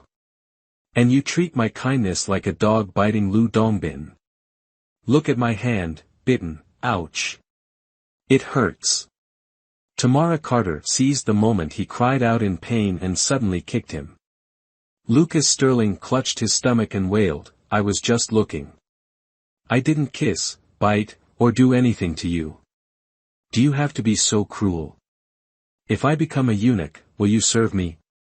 His cries only fueled Tamara Carter's shame and anger, and she attacked him relentlessly. Caught off guard, Lucas Sterling received a punch to the eye, which immediately bruised. Enraged, he flung his sleeve, swift as an autumn wind sweeping fallen leaves. In moments, Tamara Carter was defeated, bound tightly with old clothes. Are you behaving now? Lucas Sterling smugly embraced her, planting a kiss. I'm quite domineering, don't even try to fight me. Such a great figure, feels amazing to touch too. He ran his hands over Tamara Carter's body. Seeing her glare, eyes nearly bleeding with rage, he withdrew his hand, chuckling, don't look at me with such resentment. I only looked at you, right? So, how about I let you look back? His usual licentiousness now fueled a desire to tame the fiery temper of the woman before him. He placed her on a chair, with a perverse grin, and began a striptease. He removed his outer robe first, revealing his firm chest, boasting to Tamara Carter, well. Strong enough. Nosebleed yet? Chapter 9, Oh, impressive composure. Lucas Sterling clicked his tongue. I'll continue undressing. This time, it's the pants. I'm really doing it. He truly wanted to see the embarrassed expression of this stoic woman. He unbuckled his belt, slowly lowering his pants to his navel. The stoic woman remained unmoved. This time, he was genuinely surprised, but what Tamara Carter said next chilled him to the bone. Go ahead and take them off. I've seen male corpses, thousands if not tens of thousands. I don't care about you, Tamara Carter said indifferently. Do you know what happens to that part of a man after he dies? Don't say it. I don't want to know. Lucas Sterling hastily pulled his pants up. This woman was truly a rare flower. 1,000 male corpses. How gruesome. He had just been fantasizing about her. How terrifying. Strange woman. Lucas Sterling muttered, putting his clothes back on. He cleared his throat and said, actually, I came to see you tonight on official business. Release me. Tamara Carter said coldly. Fine, I'll release you, but stop targeting my little brother. Lucas Sterling instinctively shielded himself. Her kick had nearly broken his bone. It was excruciating. If you dare to grope me again, I will cut it off and feed it to the dogs. Tamara Carter gritted her teeth. I wouldn't take it even if you offered it. Touched over 1,000 male corpses. Good heavens. Lucas Sterling shook his head in disgust, releasing Tamara Carter's hand. Are you any better than me? Tamara Carter rubbed her swollen wrist, coldly replying, you've been toyed with by 1,000 female corpses, even more disgusting. Nonsense. Where did the female corpses come from? Lucas Sterling exclaimed. Ultimately, everyone will become a corpse, including the women who toyed with you. Am I wrong? Tamara Carter challenged him with a glare. Wow. You really are, Lucas Sterling patted his forehead repeatedly, feigning mental distress. Enough talk, I came here to discuss Sophia Carter, the second Miss Carter, with you. Tamara Carter rolled her eyes and sat down. Why do you think she killed Daniel Wright? Lucas Sterling asked seriously. Daniel Wright couldn't have died at her hands. Tamara Carter shook her head. You mean, this case involves a third party? Lucas Sterling frowned. Precisely. Tamara Carter thought for a moment then replied, I understand Sophia Carter's personality very well. She's fake, cruel, and social climbing, but I doubt she has the guts to kill Daniel Wright. It must have been some shady business between her and someone else, accidentally witnessed by Daniel Wright, that led to his murder. Then who would this third party be? Lucas Sterling paced back and forth in the room, hands clasped behind his back. Guessing won't get us anywhere, we need to investigate. Tamara Carter looked at him. Daniel Wright died in her boudoir. This secret must be crucial, otherwise, Cody Sterling wouldn't have jumped in. Lucas Sterling's lips curved into a slight smile. You mean, if we can grasp this secret, we can definitely deal them a heavy blow? Exactly. Tamara Carter stood up, her dark eyes cold and gloomy. Your Highness, I will keep a close watch on Sophia Carter at Carter Estate. If there's any clue, I'll inform you immediately. You'll have to work harder on the outside. I will. Lucas Sterling grinned at her. Cooperating with an intelligent woman is truly effortless. Tamara Carter gave him a cold glance. Isn't this what you expected? Indeed, I've been sincerely looking forward to this for a long time. Lucas Sterling nodded repeatedly. I thought there was no hope left. Unexpectedly, the eldest Miss Carter finally appeared, not disappointing me. Using a pair of pitiful, weak mother and daughter as informants, Your Highness, why? Tamara Carter tilted her head and asked. Why is why? Lucas Sterling countered. You clearly know Victoria Lennox is a she-wolf, yet you deliberately deliver lambs to her mouth, and even want the lambs to work for you. Don't you think this is a bit unreasonable? Tamara Carter stared at him, her gaze deep. Yet, this mother and daughter pair came from the countryside, have no connection to you, and shouldn't have any feud. Your actions are truly puzzling. Lucas Sterling sneered. I don't think I'm throwing lambs to the wolves. No one is born cruel. The weaker someone is, the greater their resistance. I'm tempering you, forging you into steel. Once you become strong, nothing can stop you. See, haven't I successfully tempered you? Now, I'm placing not a lamb, but a female cheetah, into Carter Estate. Cease justifying your cruelty. Tamara Carter scoffed softly. Fine, I won't waste my breath discussing compassion with a wolf. It's late, I wish to rest. Your Highness, please, make yourself comfortable. Feigning a gesture of dismissal, she watched Lucas Sterling depart with a sardonic smile. At the door, he turned, winking. I've left a sumptuous dinner in the wardrobe. Savor it slowly. Hearing your stomach rumble distressed me. With another burst of unrestrained laughter, he vanished. Sighing, Tamara Carter opened the wardrobe. Inside, a food container, still warm, emitted an enticing aroma. It struck her then, she hadn't consumed anything since morning. Preoccupied, she hadn't noticed the hunger until now, when it gnawed relentlessly. She devoured the meal, leaving the container utterly empty, then exhaled in satisfaction. At the third prince's residence, James Allen stammered, observing his master ravenously consuming a table laden with food. My lord, wasn't a meal delivered? Why this hunger? Without looking up, Lucas Sterling replied, intercepted by a she-leopard. She-leopard? James Allen's interest piqued. Where, my lord? I'll skin it and make you a coat. A coat? Lucas Sterling chuckled, his words slightly slurred. Excellent idea. But such delightful sport. I can't let you interfere. Just wait. Once I've tamed this she-leopard, I'll skin her myself. That sleek, glossy hide. I covet it. In the stillness of late night, Tamara Carter lay awake, staring through the window at the faint glow of the sky, lost in thought. Sleep would elude her tonight. She wasn't the only one. In a lavishly appointed bedroom, Victoria Lennox berated Edward Carter incessantly, criticizing his incompetence for failing to control a mere teenage girl. Her crimson-tipped finger nearly jabbed his forehead. I don't care. Victoria Lennox snarled. Fine, you're useless. I'll handle it. She wants a grand burial for her mother. I'll bury her alive with her mother, damned for eternity. No, my lady. Edward Carter exclaimed. The Emperor suspects Sophia's involvement. We must remain silent, wait for this to pass. No rash actions.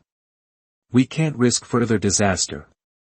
Chapter 10, Because of Sophia, I must eliminate her. Victoria Lennox ground her teeth. That little whore, as if possessed by a spirit. Every day she lives, Sophia is in greater danger. Edward Carter, frustrated and silent for a moment, spoke irritably, I warned you, didn't I? Don't push things too far. Emily Carter and her child are weak, practically on their deathbeds. Why must you compete with them? You hold the title of legitimate wife, everything within the Carters, inside and out, belongs to you. Why force them into a corner? Victoria Lennox abruptly stood, snapping, Edward Carter, don't forget, if it weren't for my family, you would still be a penniless scholar. How would you have achieved what you have today? I married you without regard for wealth or power. Was it to endure humiliation from your sickly wife and bastard daughter? Enough. Edward Carter, enraged by her tirade, also stood up sharply. I've never been able to control you anyway. Just keep causing chaos. The long, arduous night finally passed, and Tamara Carter opened her eyes, greeting the first rays of dawn. The weather was beautiful, the sun shining brilliantly in a clear blue sky dotted with white clouds. She went to the courtyard to fetch water and wash her face. A voice called from outside, Tamara Carter, by order of the Emperor. It was a procession of eunuchs sent by Alexander Sterling, a long line of dozens of them, each carrying red lacquer trays laden with gold jewelry, fine fabrics, and a complete set of ladies' garments, carefully held by the lead eunuch, Hilary Noble. Tamara Carter slowly knelt. After Hilary Noble finished reading the imperial edict and instructed the others to bring the items inside, he glanced at the dilapidated courtyard, his gaze settling on Tamara Carter. Despite her ragged clothes and lack of makeup, she exuded a compelling aura. Her beautiful, snow-like face held dark, straight eyebrows that slanted upwards towards her temples, and deep, black eyes, like ancient wells, undisturbed. As her gaze swept over them, a noble and pure aura emanated from her, like a pristine lotus flower, to be admired from afar, not to be trifled with. Hilary Noble, having lived long in the palace and seen countless beauties, had never encountered anyone as coldly compelling as this woman. In terms of mere appearance, she might not have matched Sophia Carter's delicate features, but her cold, pure aura made her unforgettable, otherworldly. Perhaps noticing his gaze, Tamara Carter inclined her head slightly and said, I've troubled you, eunuch. Hilary Noble, as if awakening from a dream, returned the gesture, exchanging polite words. Once the eunuchs had placed everything inside and were about to leave, Tamara Carter called out, wait. She turned and entered the dilapidated house, emerging shortly after with the tray of gold, distributing a piece to each eunuch, with Hilary Noble receiving 5, which made him so overjoyed he nearly jumped. The other eunuchs were also ecstatic, tucking the gold into their robes and thanking her in unison. Tamara Carter nodded slightly, saying nothing more, but the eunuchs sang her praises upon their return.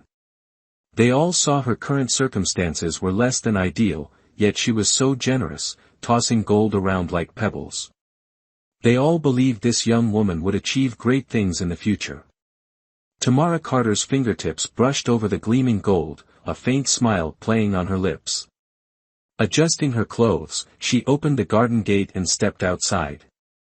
Seeing her, the mansion servants reacted as if they'd seen a ghost, their fear mixed with terror, but Tamara Carter ignored their strange stares and went directly to find Edward Carter.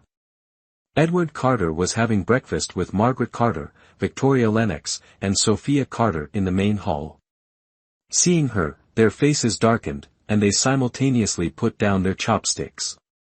Tamara Carter, unconcerned, walked up to Sophia Carter, patted her shoulder, and calmly said, Get up, you're in the wrong seat. What are you talking about? Sophia Carter glared at her with disgust. I said, you're in the wrong seat. Tamara Carter said contemptuously. This is the firstborn daughter's place. You've occupied it for too long. Today, it should be returned. Tamara Carter. Edward Carter threw his chopsticks down with a clang. Can you behave yourself?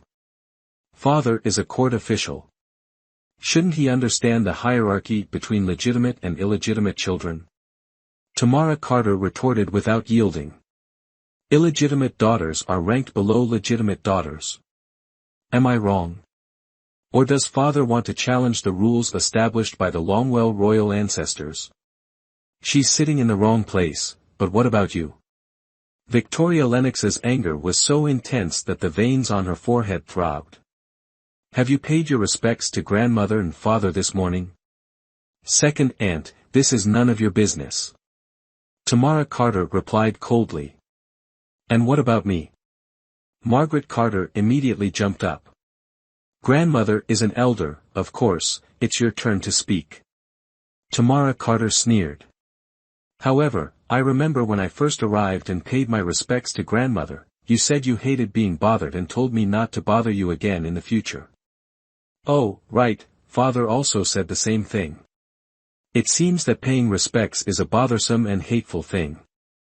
As a filial granddaughter, I naturally have to obey the two elders. So, not paying respects is permitted by the two elders, isn't it?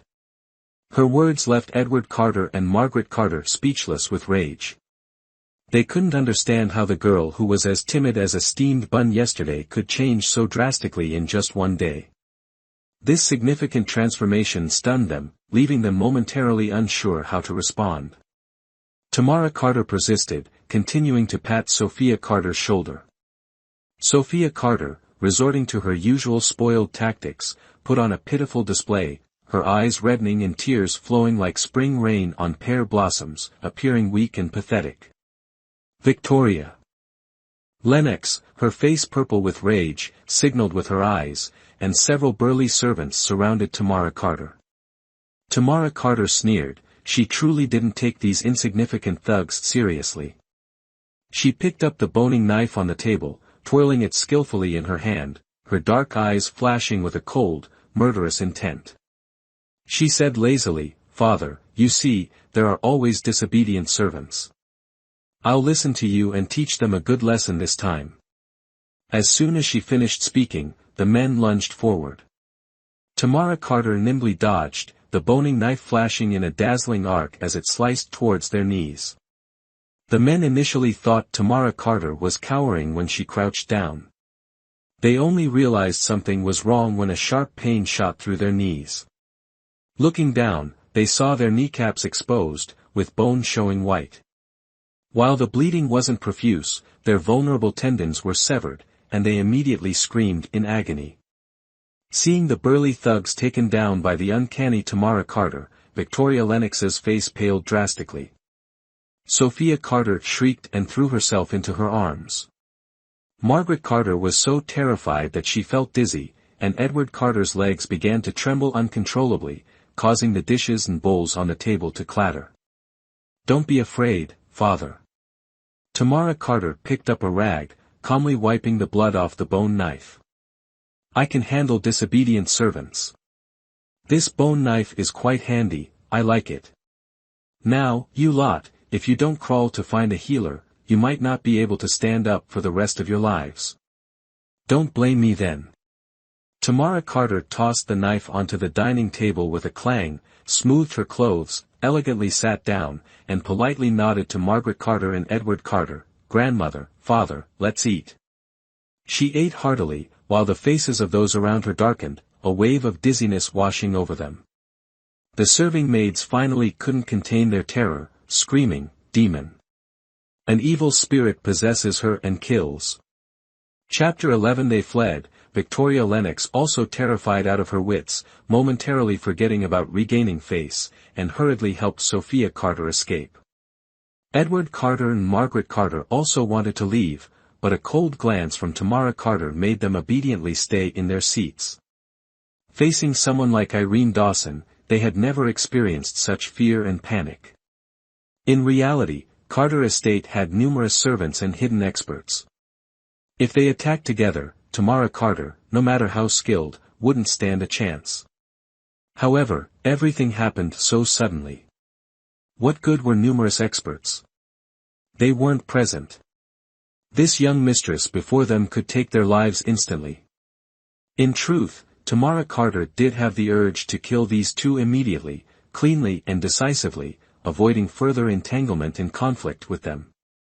But this kind of kill 1,000 enemies, lose 800 of your own approach was far too costly. If she personally killed these two villains, she wouldn't avoid trouble herself. Her life was so precious, how could she compensate these two cheapskates? Besides, didn't they enjoy playing mind games? Fine, she'd be generous and play with them to their heart's content. Father, has the date for Mother's burial been set? Tamara Carter picked up some food with her chopsticks, casually asking. When do you want it? Edward Carter stammered. The day after tomorrow.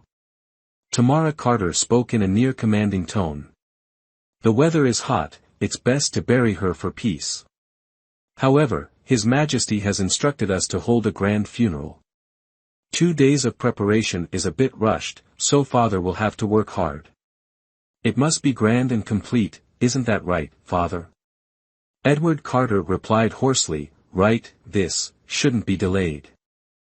I'll immediately send someone to arrange it. Having said that, he hurriedly fled the scene of the bloody breakfast, not even sparing a glance at his own mother.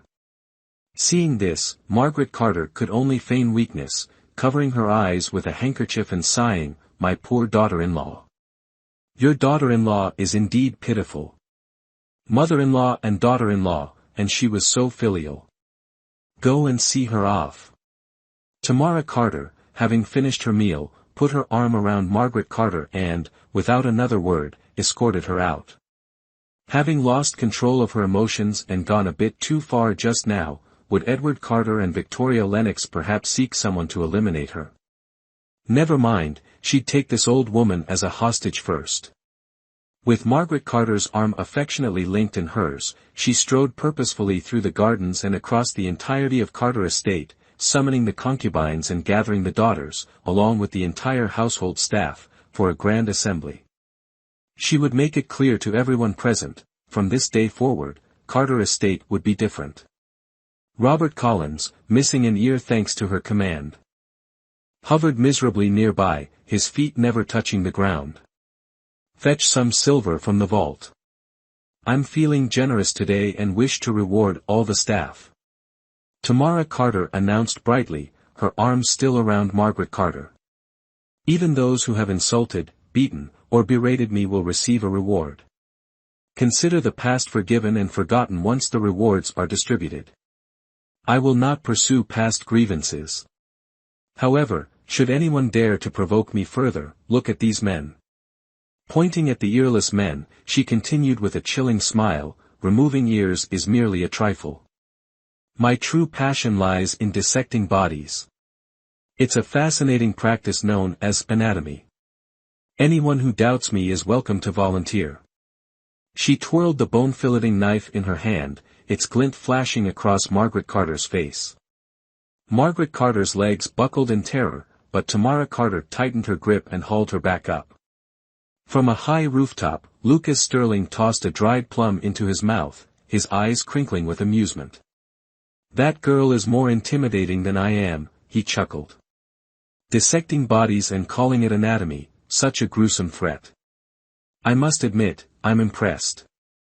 He would soon discover, however, that Tamara Carter's talk of dissection wasn't a mere threat. She meant it. The following afternoon, a frantic man burst into Carter Estate. It was David Parker, son of the chief minister of the capital.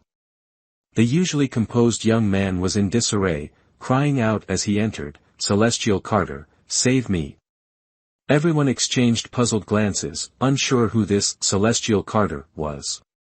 Robert Collins stepped forward to inquire, and David Parker clutched his arm, pleading, quickly, take me to your young mistress, Tamara Carter. Robert Collins was stunned. Tamara Carter, a celestial being? Impossible. She was clearly a demon, a queen of the underworld. Unbeknownst to him, Tamara Carter's recent success in solving 2 baffling cases, combined with her striking and aloof beauty, had earned her a reputation throughout the capital. People whispered that she was a celestial being, sent to address injustices in the mortal realm. Only those within Carter Estate saw her true, demonic nature. Samuel Parker, David Parker's father, had just presided over a murder case that morning. Henry Cooper, a resident of the capital's outskirts, had been killed in an argument. Mabel Price, an orphaned neighbor, had allegedly bludgeoned him to death with a brick against his own wall. Despite numerous witnesses and concrete evidence, Mabel Price refused to confess. Instead, displaying impressive martial arts skills, she kidnapped Samuel Parker in court, declaring that Tamara Carter must re-examine the case. Otherwise, Samuel Parker would share Henry Cooper's fate. Carrying her newly crafted dissection kit, Tamara Carter accompanied David Parker to the administrative court's mortuary to examine the body. According to David Parker, Henry Cooper had argued with Mabel Price that morning and been struck dead with a brick, his face covered in blood. Those who heard the commotion and rushed to the scene had witnessed the event. However, Tamara Carter immediately noticed a discrepancy. Judging by the body's surface reactions, the time of death exceeded 12 hours. In other words, when witnesses saw Henry Cooper slumped against the wall arguing with Mabel Price, he was already dead. David Parker was astonished. How is this possible? Someone must have helped him then. Who was it? Tamara Carter asked calmly. His wife, Helen Cooper. David Parker replied. Soon, Helen Cooper was brought in, a beautiful woman, dressed in mourning clothes, but Tamara Carter's sharp eyes noticed that underneath the mourning clothes was a brand new light green silk dress. She scoffed inwardly, not asking about the circumstances of the death, but instead what her husband had eaten last night. Helen Cooper was dumbfounded by the question, stammering a reply. Tamara Carter glanced at her and told her to wait outside. David Parker didn't understand her intentions. Tamara Carter then asked, "Do you want to save your father?" "Of course I do." David Parker stamped his foot. "Then, I want to perform an autopsy on Henry Cooper's body to find evidence. Can you handle the funeral arrangements?"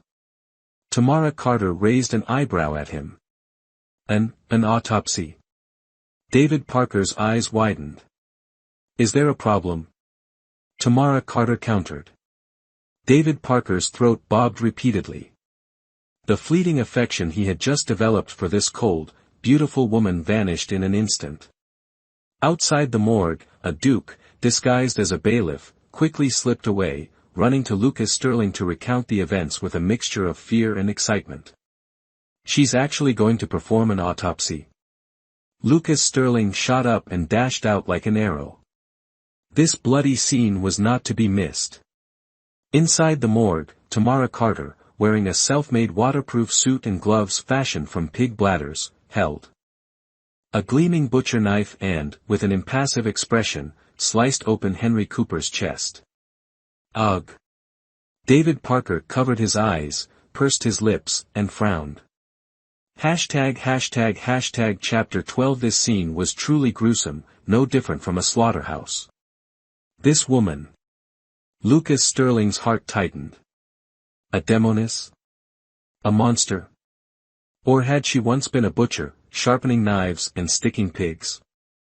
On the dissecting table, Tamara Carter had slit open Henry Cooper's stomach, carefully examining the gastric juices. The food was largely undigested. Helen Cooper had been honest, her statement was accurate. Last night's dinner, after a whole night, was almost undigested. This could very well indicate a problem. Tamara Carter pursed her lips and instructed David Parker, "Call Helen Cooper in." Helen Cooper trembled as she entered. Seeing the bloody scene, her legs gave way, her eyes rolled back, and she collapsed to the floor. When she came to, the female butcher, knife in hand, looked at her with a cold expression. "Tell me, who did you kill your husband with last night?" Helen Cooper stopped denying and confessed the entire truth of the murder. Finding a lover and wanting to kill her husband, such matters were nothing new.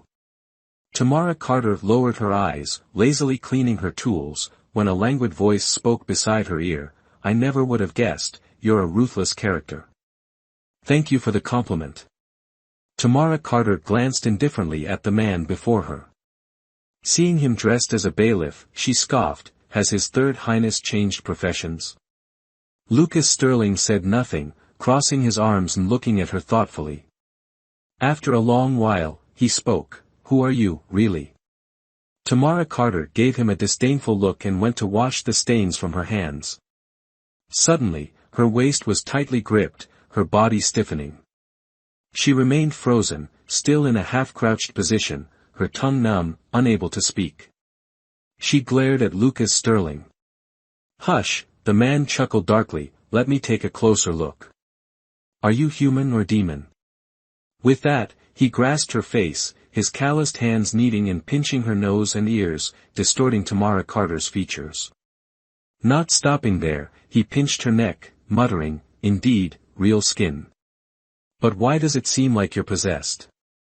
Strange. Let me bite you and see if anything changes." Before he finished speaking, his white teeth flashed, biting hard into Tamara Carter's neck. Ouch! Tamara Carter nearly cried out in pain. Lucas Sterling clapped his hands and laughed, "All right. I know you're human, not a demon. A duke lost the bet, he has to strip naked and run around the courtyard." Tamara Carter was choked with rage. So, he tormented her just for a wager. This man, truly shameless. Hatred gnawed at her, but her body remained immobile. She could only suppress her anger and endure. After Lucas Sterling finished his cruel game, he poked her waist with a finger. A surge of warmth flowed through her meridians, finally transforming her from a living corpse back to a living person. "Don't even think about revenge." Lucas Sterling shook his head smugly. "You know you're no match for me." Tamara Carter lowered her eyes, silent, and carried her medicine chest out. Seeing her lack of retaliation, Lucas Sterling felt slightly uneasy. He tugged her sleeve and called out, "Hey, why aren't you fighting back?" Tamara Carter slowly turned her head. Lucas Sterling made a face at her, sticking out his tongue provocatively. She blinked, pretending to turn away, but at the last moment, she struck. Her slender hand locked around Lucas Sterling's throat. The sneak attack was successful. Lucas Sterling's eyes bulged as she choked him. His pale face gradually turned a liverish hue. Tamara Carter raised an eyebrow, carefully calculating the time, releasing her grip just as he was about to suffocate. Cough, cough, this woman, truly vicious. Lucas Sterling slumped to the ground, rubbing his neck. Tamara Carter's eyes flashed, her voice cold, "Don't provoke me. Otherwise, I have many ways to kill you, and no one will ever find out." Lucas Sterling rolled his eyes. "Do you really have that kind of ability? Do you want to be my test subject?" Tamara Carter raised an eyebrow.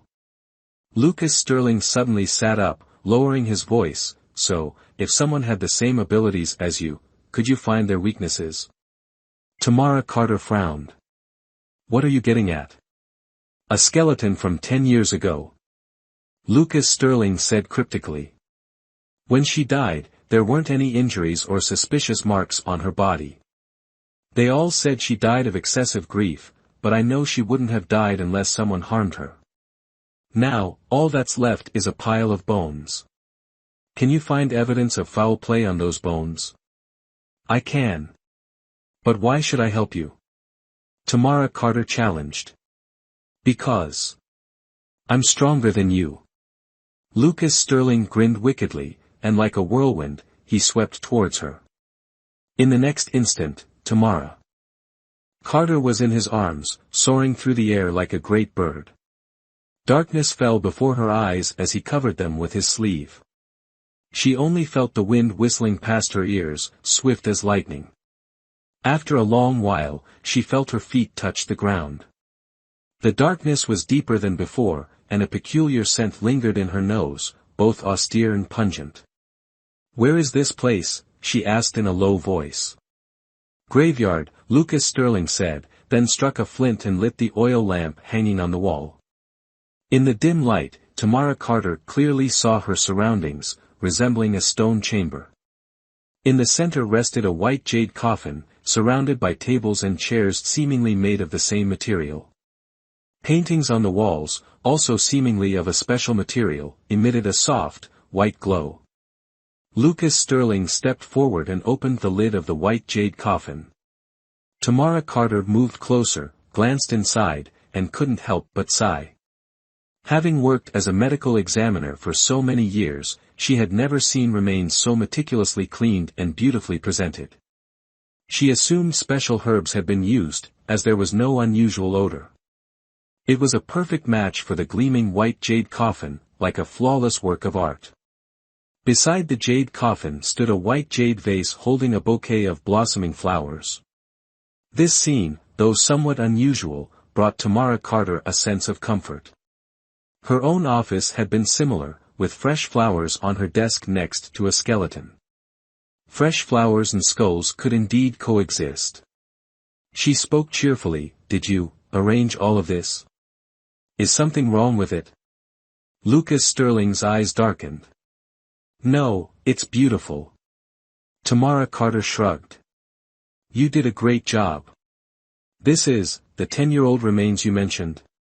Lucas Sterling nodded, carried the oil lamp over, shone it on the remains, and said, "Examine her. Determine the cause of death." Tamara Carter leaned forward, carefully examined the body, and after a moment, looked up and said, "She was strangled." Strangled? But why wasn't there any change in her facial expression at the time of death? Lucas Sterling asked hurriedly. "If I were to precisely constrict your arteries here," Tamara Carter placed her hands on either side of Lucas Sterling's carotid arteries, completely cutting off blood flow to your head instantaneously, how could there be the typical signs of asphyxiation, like a purple face? Whoever did this must have knowledge of forensic techniques. Chapter 13. Lucas Sterling stared at her, eyes bloodshot and bulging, a terrifying, frenzied look that made Tamara Carter involuntarily shudder. Could this man be a serial killer? In the next moment, Lucas Sterling suddenly gripped her shoulders, shook her violently, and roared, "Impossible. This is impossible. Absolutely impossible. You're lying, you damned woman, you're lying." Tamara Carter, her head spinning from being shaken, firmly replied, "I'm not lying. Her hyoid bone is severely fractured on both sides. She was absolutely strangled. Haven't you always suspected this? Otherwise, why bring me here?" "No. It's not like that." Lucas Sterling suddenly collapsed to the ground in anguish, large tears streaming from his deep-set eyes. "Why? Why is it like this? All of this, why? Why?" He repeatedly asked why, his emotions nearly out of control. Tamara Carter was astonished. This man, weeping so wretchedly, was a far cry from the frivolous fool she remembered. For a moment, she found it hard to adjust, simply staring at him in a daze. But she didn't expect this innocent look to provoke the enraged second prince on the floor, who roared at her, "What are you looking at? Look again and I'll gouge your eyes out. James Allen, throw this damned woman out, I don't want to see her again." No matter how calm Tamara Carter was, she was enraged by these words, feeling a stampede of fury within her. "Damn it, did I want to come to this hellhole? Didn't you drag me here? You don't want to see me, but I want to see you. Or do you think your snot bubbles are more adorable and beautiful than a person?" She snorted coldly, turned to leave, but suddenly felt her waist stiffen, falling victim to Lucas Sterling's move again. After putting her down, James Allen appeared from nowhere, covered her face with a black cloth, hoisted her over his shoulder, and walked out.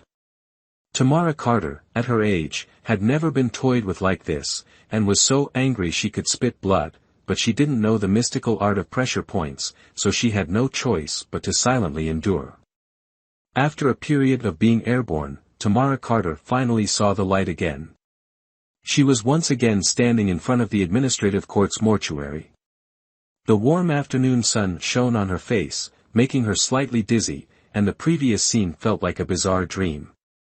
Tamara Carter sighed, adjusted her clothes, and walked towards the administrative court hall. In the corridor leading to the hall, she happened to meet David Parker. Seeing her, David Parker almost knelt down, stammering, "Immortal Carter, where have you been? I was worried sick. Please come quickly. Mabel Price refuses to release my father until she sees you." "Is that so?" Tamara Carter was both amused and exasperated. Mabel Price truly gave her a lot of face. The two walked through the corridor and soon arrived at the hall. Chief Minister of the capital Samuel Parker had fainted several times and wet himself thrice by this point. Seeing his son finally bring Tamara Carter, he cried and wailed with emotion, his face covered in tears and snot. This fat old man blows snot bubbles even more unsightly than that second prince. Tamara Carter frowned slightly and looked up at the heroic Mabel Price, who dared to kidnap the chief minister of the capital. Mabel Price seemed to be the same age as her current body, around 15 or 16 years old, with a reddish-dark complexion, a round face, round eyes, and a round figure, not fat, just adorable. Facing the dense crowd of officials and soldiers, she showed no fear, one hand tightly gripping Samuel Parker's collarbone, the other casually eating sunflower seeds, scattering the shells everywhere. Seeing her, Mabel Price was overjoyed, her face the very picture of a fan meeting their idol, and exclaimed dramatically, "You are the great immortal Carter, the Tamara Carter who solves strange cases and clears false accusations." Tamara Carter's lips curled slightly. It felt good to be admired and praised. She liked this girl. "Master Parker, before agreeing to help, I asked your son to promise me one thing on your behalf, which is to pardon Mabel Price. What do you think?" Tamara Carter spoke calmly. "Yes, yes, yes. Have this little miss release me first." Samuel Parker hastily replied. "Words are not proof, put it in writing." Mabel Price shouted. Samuel Parker glared at her hatefully. Tamara Carter said calmly, "With so many witnesses outside, what need is there for written documentation? Master Parker is the parental official of the capital, how can he go back on his word? Master Parker, you wouldn't secretly send someone to kill her, would you?" "No, no. Absolutely not." Samuel Parker shook his head repeatedly. Mabel Price looked at Tamara Carter, suddenly grinned, revealing pearly white teeth, her round eyes crinkling into a line as she nodded at Tamara Carter. "Thank you, sister." Tamara Carter smiled faintly and said, "Let go. Master Parker is magnanimous and won't hold a grudge against you. Bow your head and apologize to him, and this matter will be considered settled." "Bow my head and apologize?" Mabel Price's eyes widened. "He was clearly the one who falsely accused me." Tamara Carter silently looked at her without saying a word. Mabel Price whimpered, finally kneeling obediently and kowtowing several times, "Master, your lordship is magnanimous, please spare Mabel Price. Pity Mabel Price, without father or mother, only a lonely soul, only this lowly life. Your lordship's life is so precious, please don't bother with this lowly servant girl. If your precious life is lost because of this lowly servant girl, it would be truly unworthy." Tamara Carter turned her face away. Was this an apology? It was clearly a threat. Samuel Parker's face contorted, and he hurriedly waved his hand, get out, get out. Don't let me see you again." All right, I'm leaving." Mabel Price laughed, the dimples at the corners of her mouth rounding. She intimately took Tamara Carter's hand and said, "Good sister, can Mabel Price follow you from now on?" "Follow me?" Tamara Carter shook her head in refusal. "No, you should return from whence you came." Having said that, she brushed her robe and walked out gracefully. The crowd watching the commotion automatically made way for her, but they were still reluctant to leave, clinging to her back, whispering and gossiping. Today, Tamara Carter was dressed in men's clothing, a pristine white silk robe, a jade belt at her waist, and her cloud-like black hair tied high with a silver hairpin. She was tall, and the men's clothing suited her even more. As she walked, her clothes fluttered, dashing and handsome, causing the onlookers to stare in a daze. Men were captivated, and women's hearts pounded, unable to restrain themselves from seeing her off for a long distance before finally stopping. Mabel Price persistently followed, muttering softly, "Good sister, please take me in. I can wash clothes, cook, chat, brag, and even fight and charge. I'm a good hand at everything, inside and out. Sister, you're like a bodhisattva, how can you bear to see me lonely and helpless?" Tamara Carter, though not fond of smiling, was amused by her at this moment. She stopped and said seriously, "Mabel Price, it's not that I don't want to take you in, but my life is even more lowly than yours. I don't know what day it will be trampled into mud. Since you know me as Tamara Carter, you should know that following me will certainly bring countless dangers." ### Chapter 14, If Sister Says So, Mabel Price should follow you even more. Mabel Price clutched her robe tightly, her round eyes fixed on her. Sister is an orphan, and Mabel Price is also an orphan. Your head could fall at any moment, and so could Mabel Price's. Two unsteady heads together, even if they fall, will have company. Isn't that more joyful than being lonely? Tamara Carter was stunned, a thin layer of mist gradually appearing in her eyes. The words of this young woman before her almost brought her to tears. She sighed and said, "I've made the dangers clear to you. If you insist on following me, and lose your life later, don't let your restless ghost pester your sister for revenge." With this sister acknowledgement, considerate agreed, Mabel Price jumped for joy, swiftly snatching the toolkit and slinging it over her shoulder. She chuckled, "Good sister, if I become a ghost, I'll ask for a handsome young man to serve me. What would I need you for?" Tamara Carter couldn't help but laugh, "You sly girl. This is considered sly." Mabel Price stuck out her tongue. "Sister, let me tell you a few more sly remarks to amuse you. Chang'an, coffin shop." Edward Carter stared at the jet-black coffin, his face grim. Startled awake by Tamara Carter's commotion that morning, his heart pounding with fear, he rushed out to arrange Emily Carter's funeral arrangements. After bustling around for half a day, his fear gradually subsided.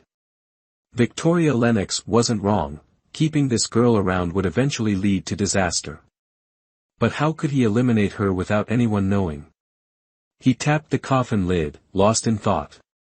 Just then, the shopkeeper said, "Let me tell you a touching story.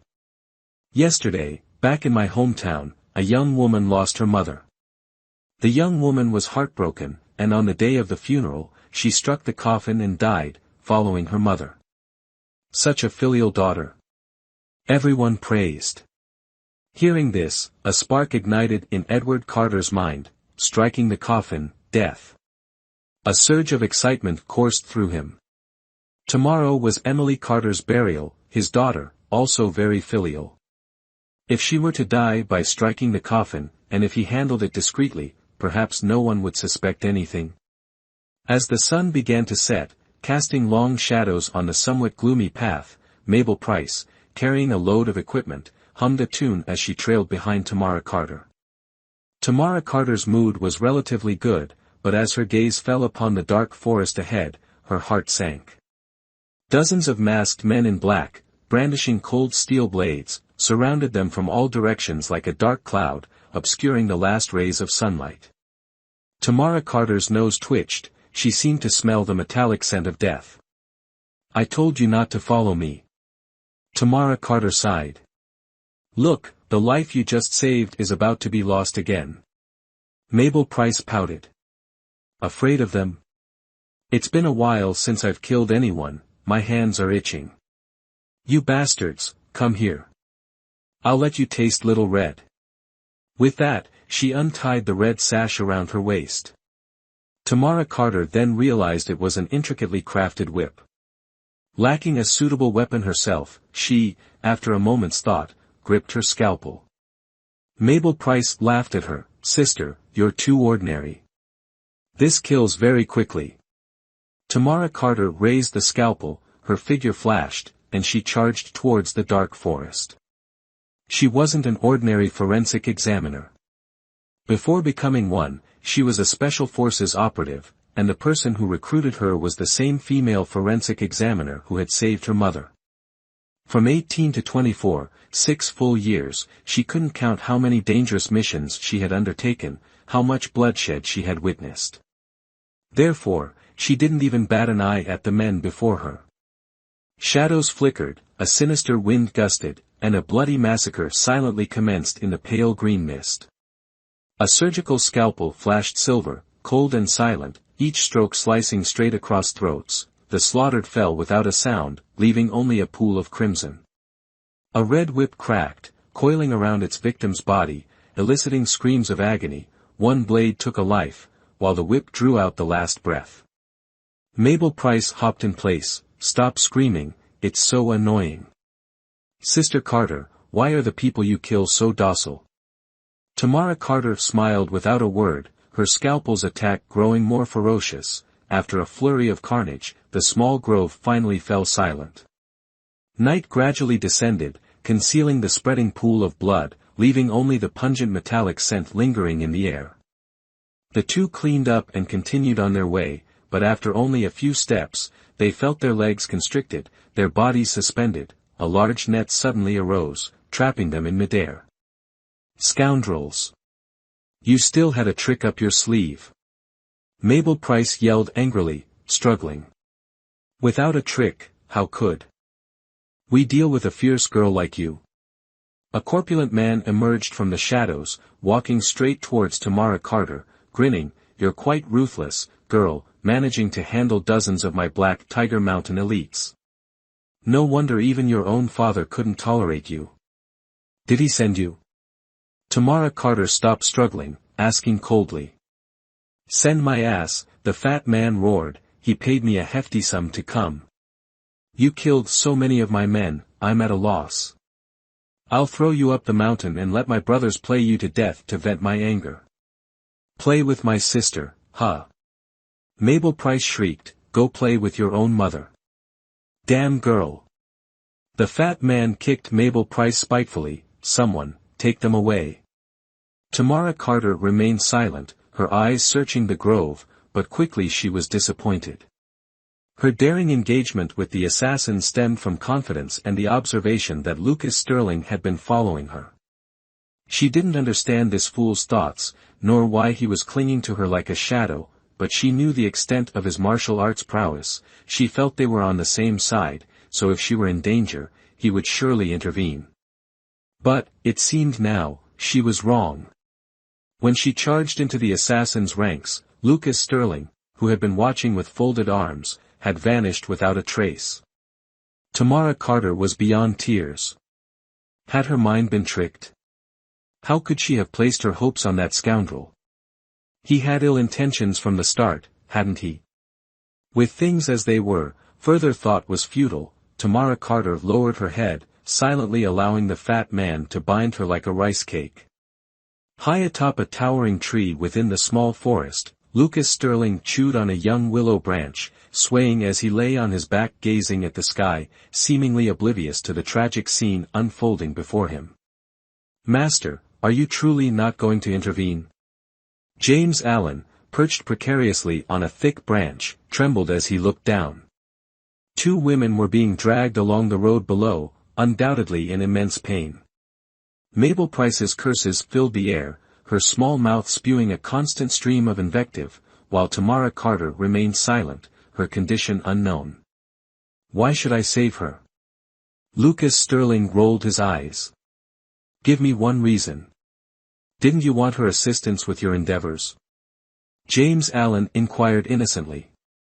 Chapter 15. That arrogant, reckless woman, only knows how to fight and kill without a thought. How could she possibly be of use to me? Lucas Sterling tapped James Allen's head. "No, I need someone trustworthy, obedient, and intelligent. This woman, I've discarded." "But, Master, doesn't this seem a bit cruel?" James Allen glanced down again. "On Black Tiger Mountain, there are 1,000 men. Lucas Sterling rolled his eyes, then burst into laughter. Retribution. This is called retribution. A few days ago, she mocked me for being toyed with by 1,000 female corpses. Now, I shall witness her being toyed with by 1,000 male corpses. Delightful. Truly delightful. He squinted, dangling his legs as he laughed, his laughter escalating into a wild, unrestrained frenzy. Lost in his mirth, he tumbled from the treetop. On Black Tiger Mountain, Tamara Carter felt as though every bone in her body was about to break. Already wounded from the previous fierce battle, she was now subjected to further torment. Grit and gravel ground into her injuries, creating an agony difficult to describe. Inwardly, she cursed Lucas Sterling's ancestors for countless generations. That bald-headed scoundrel, that bastard, was 1,000 times more despicable than Edward Carter. He had deceived her, betrayed her, the damned wretch. But her curses, though vehement, were futile. Seeing the group of bare-chested men surrounding her with leering smiles, Tamara Carter's heart turned to ashes. Her fate was even more tragic than her predecessors. She closed her eyes, biting down hard on her tongue. Biting one's tongue to commit suicide was a truly desperate act, but bound like a dumpling, what other choice did she have? If she hadn't assumed Lucas Sterling was behind her, she wouldn't have been so careless and unguarded. In the midst of her resentment and despair, she heard a sigh and a voice. "You, a group of grown men, treating a frail woman in such a manner, seems a bit excessive, doesn't it?" Tamara Carter's eyes snapped open. In the pitch-black darkness, a snow-white face suddenly appeared. Dark, cold eyebrows, clear black eyes, a straight, high nose, and a white brocade robe fluttering in the night wind. Tamara Carter's vision blurred slightly, then she gasped, "Lucas Sterling." The handsome man glanced at her and replied calmly, "Miss, are you acquainted with my third elder brother?" "What third elder brother?" "And a fourth younger brother too." Tamara Carter was bewildered. "Lucas Sterling, what trick are you playing now?" The handsome man blinked his phoenix eyes and answered. "Seriously, you are correct, Mississippi. I am indeed his fourth younger brother." Tamara Carter, her face darkening, suddenly remembered that Lucas Sterling did indeed seem to have a twin brother named Lorenzo Sky. However, this Lorenzo Sky had been sickly since childhood, always secluded in the mountains for treatment, essentially absent from any royal events. Looking closely, she quickly realized this man wasn't Lucas Sterling. Though their features were identical, their demeanor, presence, and voice were completely different. The man before her, in flowing white robes, was as gentle as jade, his voice warm and soft, his appearance refined and clean. His eyebrows were slightly thicker than Lucas Sterling's, yet this only enhanced his refined aura.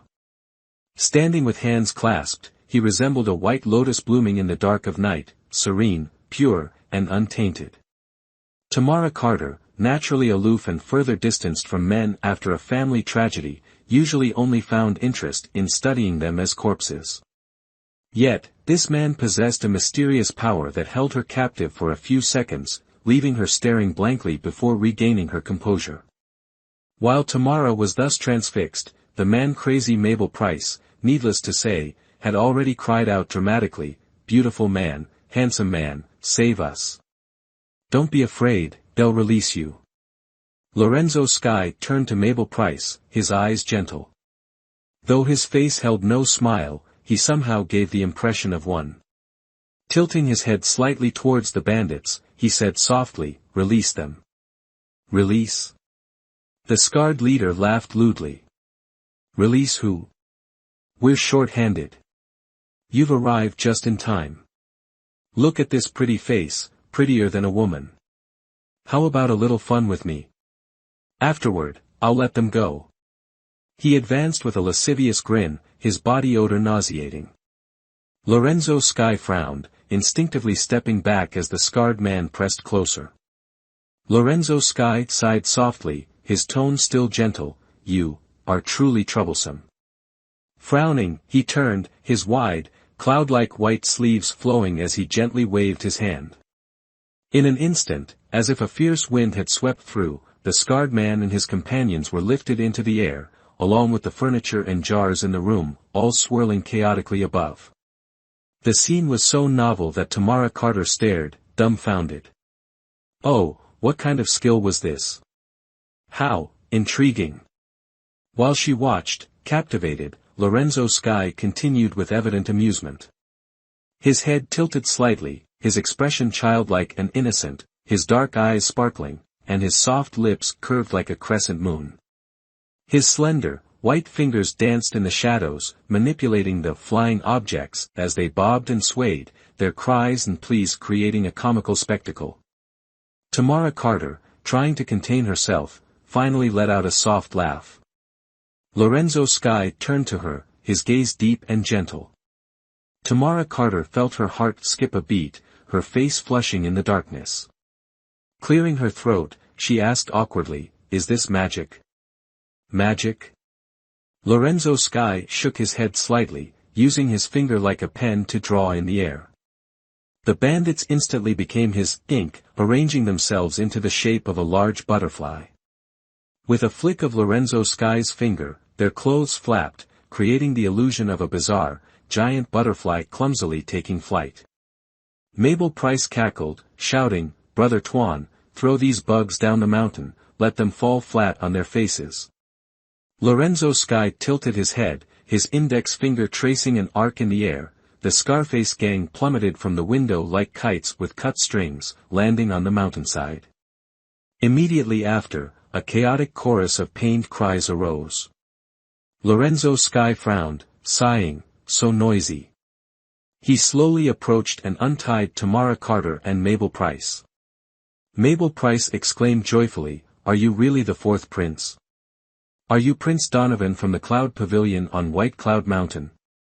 Lorenzo Sky blinked, saying nothing, but his silence didn't feel cold or distant. That gentle, quiet silence stilled their hearts and lips, as if any further words would disturb the serenity of this celestial being. Tamara Carter followed Lorenzo Sky down the mountain. Her soft-soled cloth shoes trod on the damp grass, a sensation as soft and buoyant as walking on clouds, dreamlike and ethereal. The late spring night was tranquil and beautiful, fragrant with the subtle scent of flowers, punctuated by the occasional chirping of insects. Stars twinkled in the sky, and the cool night breeze caused the hem of Lorenzo Sky's white robe to flutter like butterfly wings, ethereal and otherworldly. In that moment, Tamara Carter felt that the man before her was not human, but a cloud, or a celestial being, untouched by earthly smoke and fire, unstained by worldly dust. Unfortunately, this idyllic atmosphere was soon shattered by a lazy voice. ##### Chapter 16 From the depths of the dense forest, Lucas Sterling, clad in a dark purple robe, sauntered out, followed by dozens of guards who formed a line in front of them. "Tamara Carter, you're not dead." He grinned at her impudently. "I was thinking of coming up here to collect your body for revenge or something." "Since you're not dead, then." He looked back at the guards behind him and said with a smile, "This time, I won't take the lives of these Black Tiger Mountain bandits. Just chop off their legs. One must be magnanimous, not petty and vindictive. As the Minister of Justice commands." The dozens of guards nodded in unison, charging forward like hungry tigers. "Third brother." Lorenzo Sky started to speak, but Lucas Sterling acted as if he had just noticed him, exclaiming in surprise, "Oh, isn't this fourth brother? Long time no see. It's late at night. Shouldn't you be cultivating immortality at the Cloud Pavilion? Why are you wandering around?" Lorenzo Sky sighed, "Third brother, have you ever known a woman named Min Yen?" "No impression at all." Lucas Sterling shrugged. "You know, fourth brother, I have many women. I can't even remember their faces, let alone their names. But she remembers you very clearly." Lorenzo Sky said with a wry smile.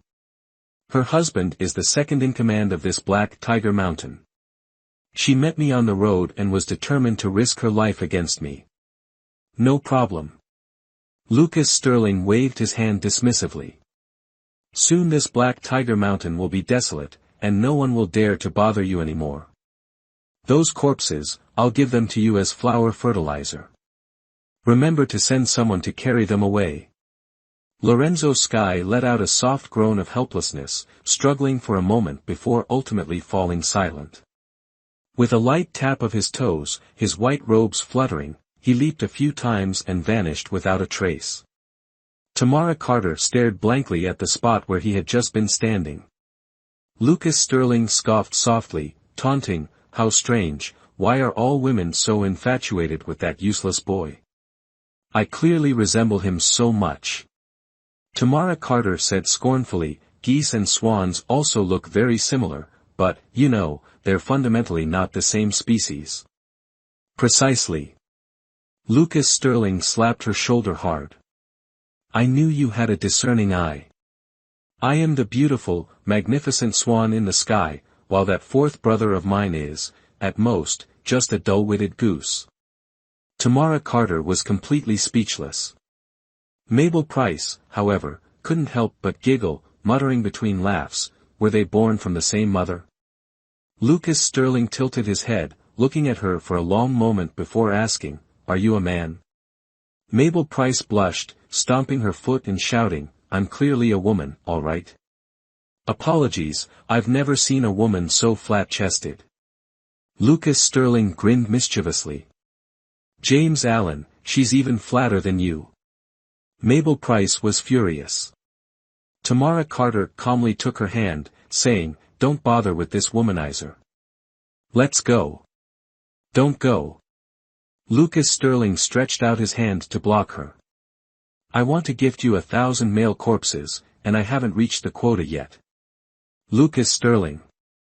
Tamara Carter snapped. "What are you trying to do?" "Oh, why so fierce?" Lucas Sterling shrank back, sticking out his tongue. "I'm silencing witnesses for your own good, you know.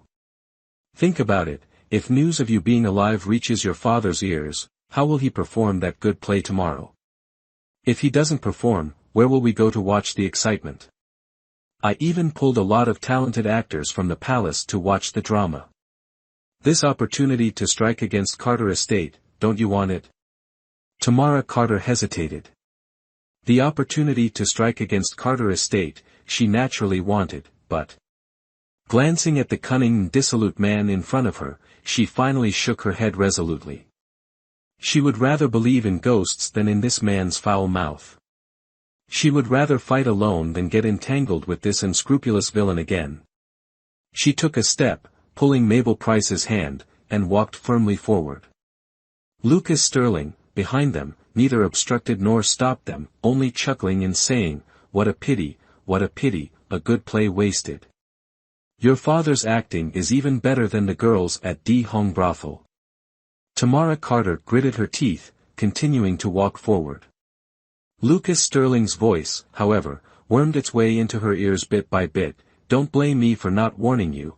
If you dare return to Carter Estate tonight, tomorrow morning you'll definitely be lying down, buried with your mother. Haven't you noticed how ruthless you've been these past few days?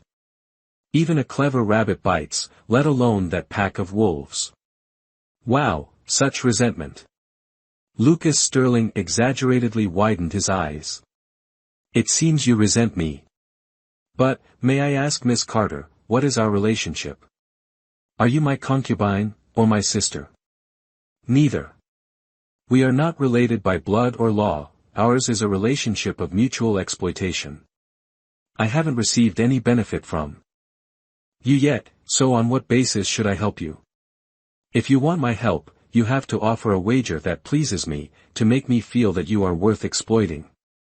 His words nearly choked Tamara Carter. She had to admit, when it came to convoluted pretexts, she was no match for this villain. She shook her head derisively. "Your Highness is indeed intelligent, but you've forgotten one crucial point. From the day you brought me to Carter Estate, we've been two grasshoppers tied together. If I die, you won't survive either." A prince with a reputation for debauchery, secretly controlling the words and actions of court officials, harboring malicious intentions towards the loyal Cody Sterling. What are you planning? If I'm pushed to the brink, I will expose you. Because you are the true mastermind behind everything. After saying this, she turned and left without hesitation.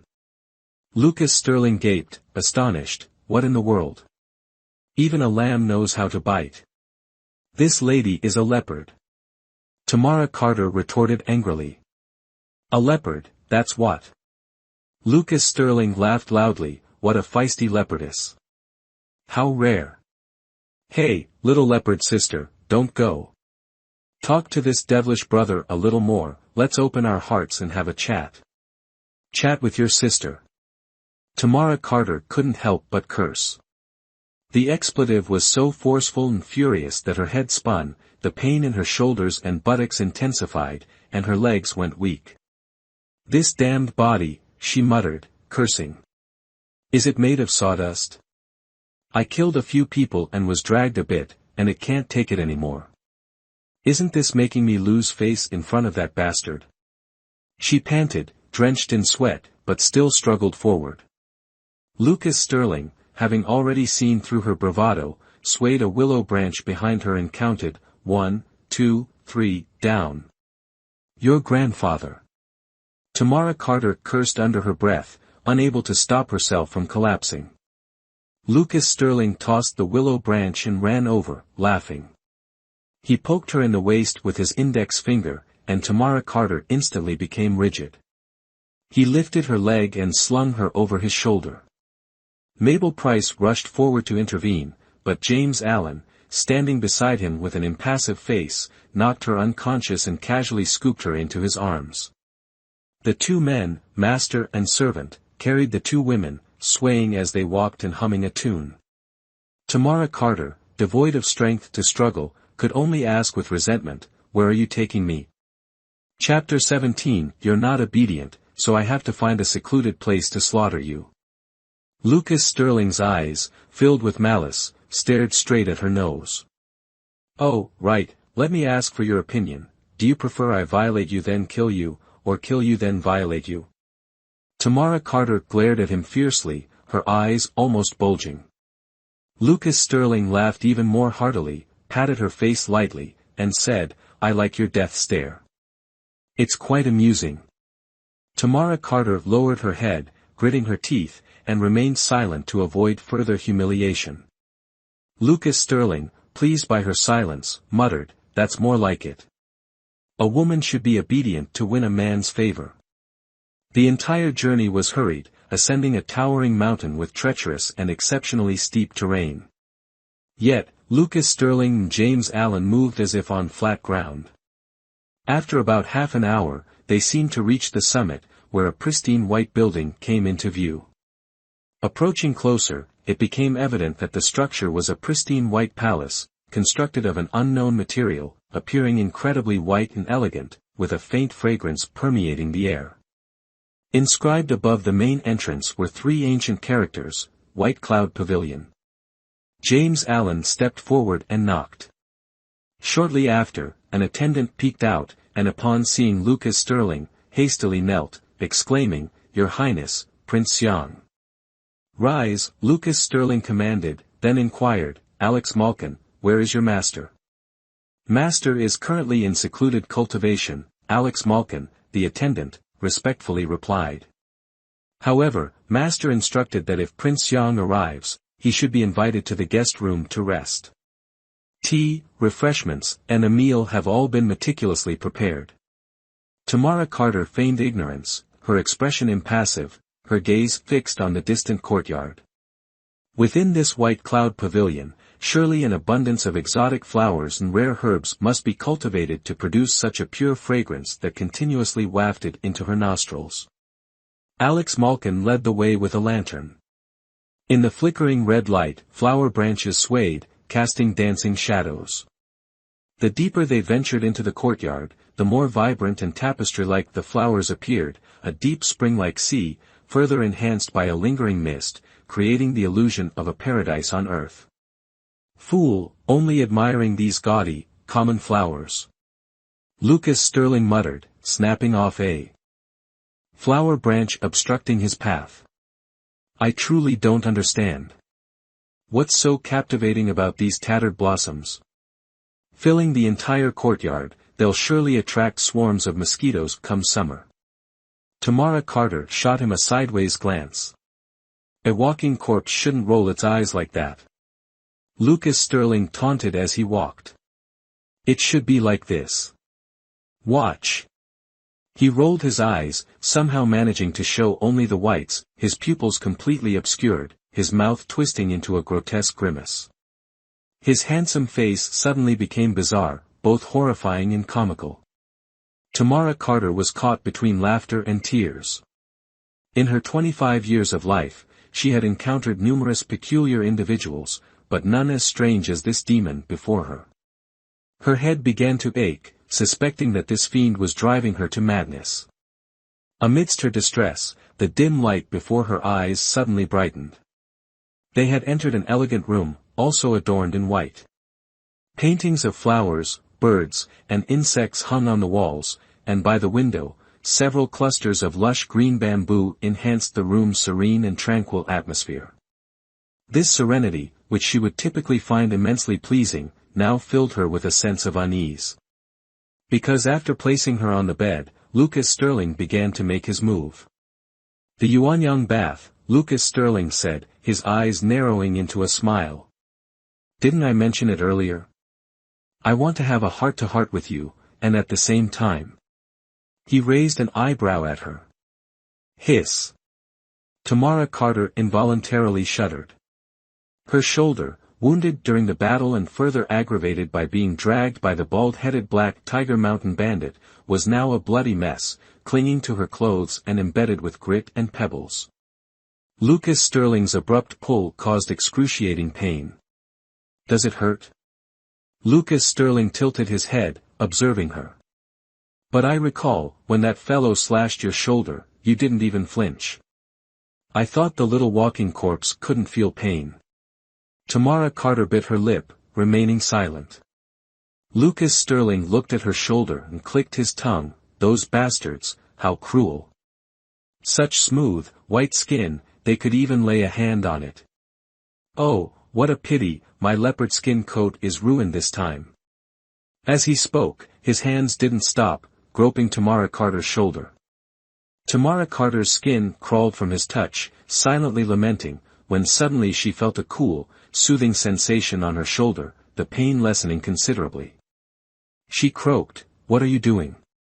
"I'm applying medicine to you." Lucas Sterling pouted. "I'm known for my sharp tongue but soft heart. I don't know if Fourth Brother's medicine is effective, if not, my leopard skin coat is as good as gone." "What leopard skin coat?" Tamara Carter frowned. "What nonsense are you talking about?" "Hey, you don't need to apply medicine there." "Lucas Sterling, you scum." She screamed, her face burning red. This bastard, he dared to take off her pants. "What are you yelling about? I've already seen your whole body." Lucas Sterling ignored her screams, his large hands brazenly assaulting her. He started cursing again. Those bastards, why did they have to cut there? They cut right in such a delectable spot, almost ruining my fun, truly a sacrilege. Hearing these words, Tamara Carter closed her eyes in shame. What sins had she committed in her past lives to encounter such a scoundrel? Now she was being kneaded and rubbed by him. Her teeth bit into her lip, a bitter taste rising in her throat. Lucas Sterling turned his head and saw her mouth full of blood. Startled, thinking she had suffered internal injuries, he hurriedly released her acupuncture points to examine her wounds. Unexpectedly, the woman in front of him, newly freed, suddenly kicked him, sending him flying. This kick used all of Tamara Carter's strength. Lucas Sterling clutched his chest, leaning limply against the wall, unable to breathe for a long time. "You vicious woman, I treated your wounds, why do you repay kindness with enmity? My good intentions are taken for wolfish ambitions." He yelled, grimacing. "You are inherently a wolf in sheep's clothing." Tamara Carter covered herself with a blanket and spat on the ground hatefully. Lucas Sterling raised an eyebrow, glancing sideways at her. Tamara Carter looked back at him with an impassive face. The two stared at each other for a long while, then Lucas Sterling suddenly chuckled. Tamara Carter's face remained stiff, her eyes cold. Little stiff, Lucas Sterling brushed the dust off his clothes and stood up. Let's talk business. Tamara Carter looked at him coldly. Do you know what your father's plot is? Lucas Sterling propped his chin on his hand, looking at her with amusement. Tamara Carter sneered, isn't it obvious? Tomorrow is my mother's funeral, and he arranged for someone to kill me tonight. He simply wants to use the mourning period as a cover, bestow upon me the title of filial daughter, and send me to the underworld with my mother. How do you plan to respond? Lucas Sterling asked again. Expose his plot in front of everyone, so the whole world knows his wicked heart.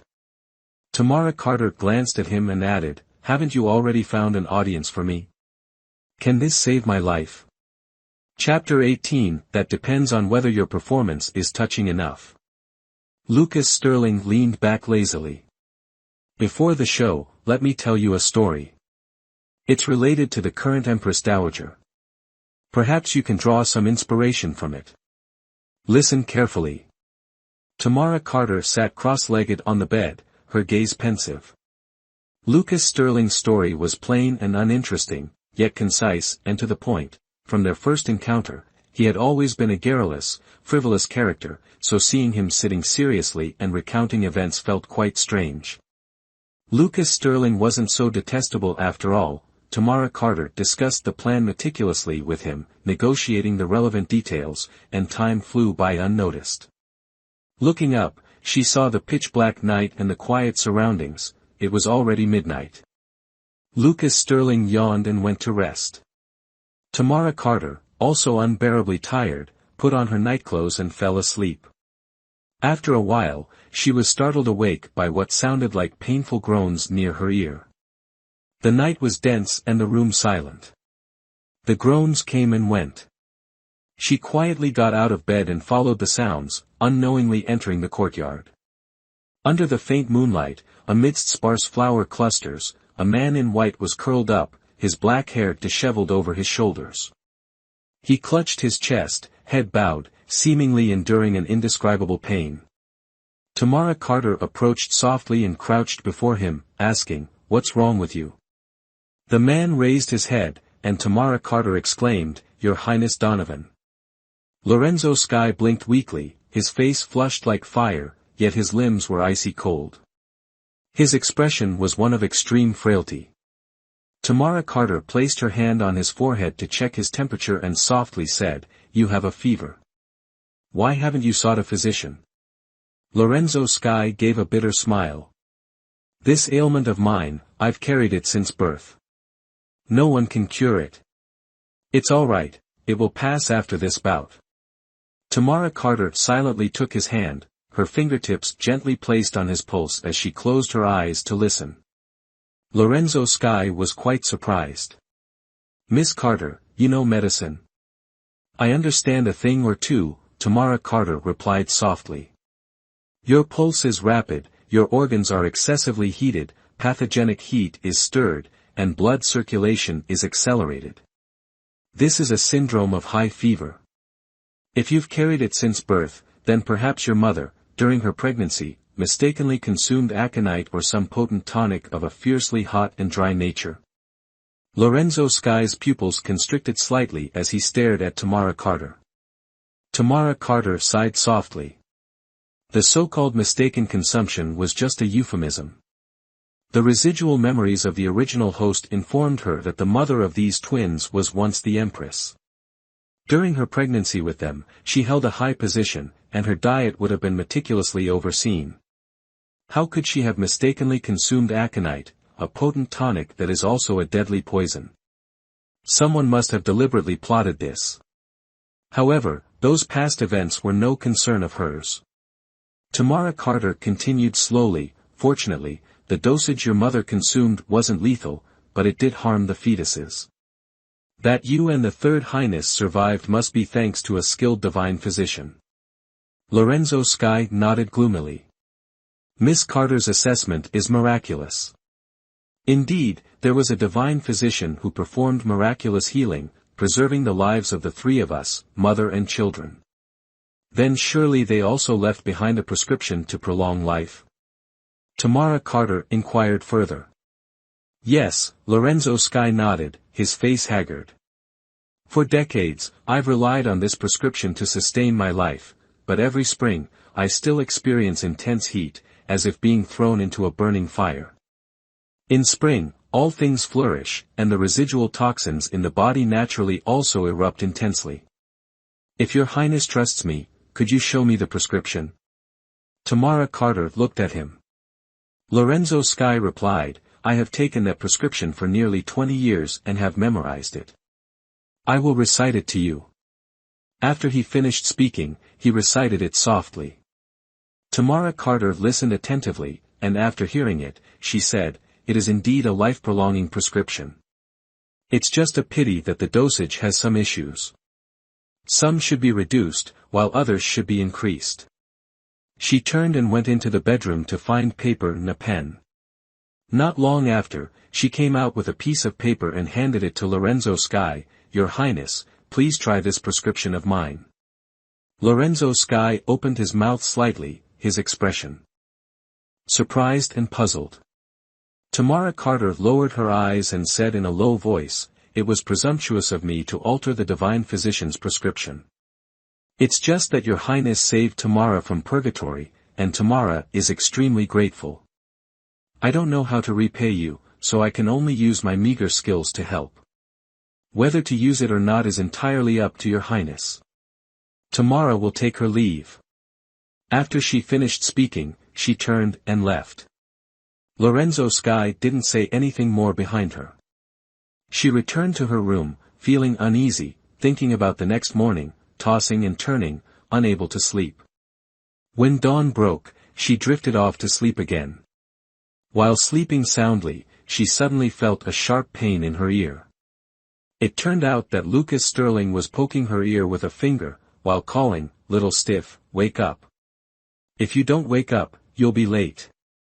Tamara Carter rubbed her forehead and sighed, wearily responding, too tired to complain. She got up to wash her face, and Lucas Sterling followed behind, chattering, "Little stiff, you have dark circles under your eyes. Could it be that you couldn't sleep last night?" Tamara Carter went blank-faced, determined to treat him as invisible. Lucas Sterling smiled even more slyly, I know why you couldn't sleep last night. You went to see your lover. My goodness, I thought you were an exception, but I didn't expect you to be like other women, infatuated with my fourth brother, your soul floating in the clouds. Tell me, that fool is both stupid and slow-witted. How is he better than me? Tamara Carter remained silent. Lucas Sterling wanted to chatter a few more words, but Alex Malkin walked in cheerfully, carrying a pot of orchids with green leaves and white flowers, emitting a pure fragrance. As soon as he saw Tamara Carter, he smiled and said, "My master took the medicine according to the prescription you provided last night. This morning, his spirits are refreshed, and his complexion is excellent. He specifically asked me to bring this orchid, which he personally cultivated, as a token of his gratitude." Lucas Sterling pouted, "Fourth brother always likes to do these cumbersome things. If he really wants to express his gratitude, he should use gold, silver, and jewels to show his sincerity. Who uses flowers to thank someone? Does he think everyone is like him, a flower enthusiast?" Alex Malkin blushed at his words and was about to explain when Tamara Carter, both surprised and delighted, hugged the orchid pot, murmuring, "This orchid embodies the three characteristics of eloquence, pure heart and leaf shape. Could it be, the orchid of tranquil grace?" Alex Malkin replied excitedly, "You have a keen eye.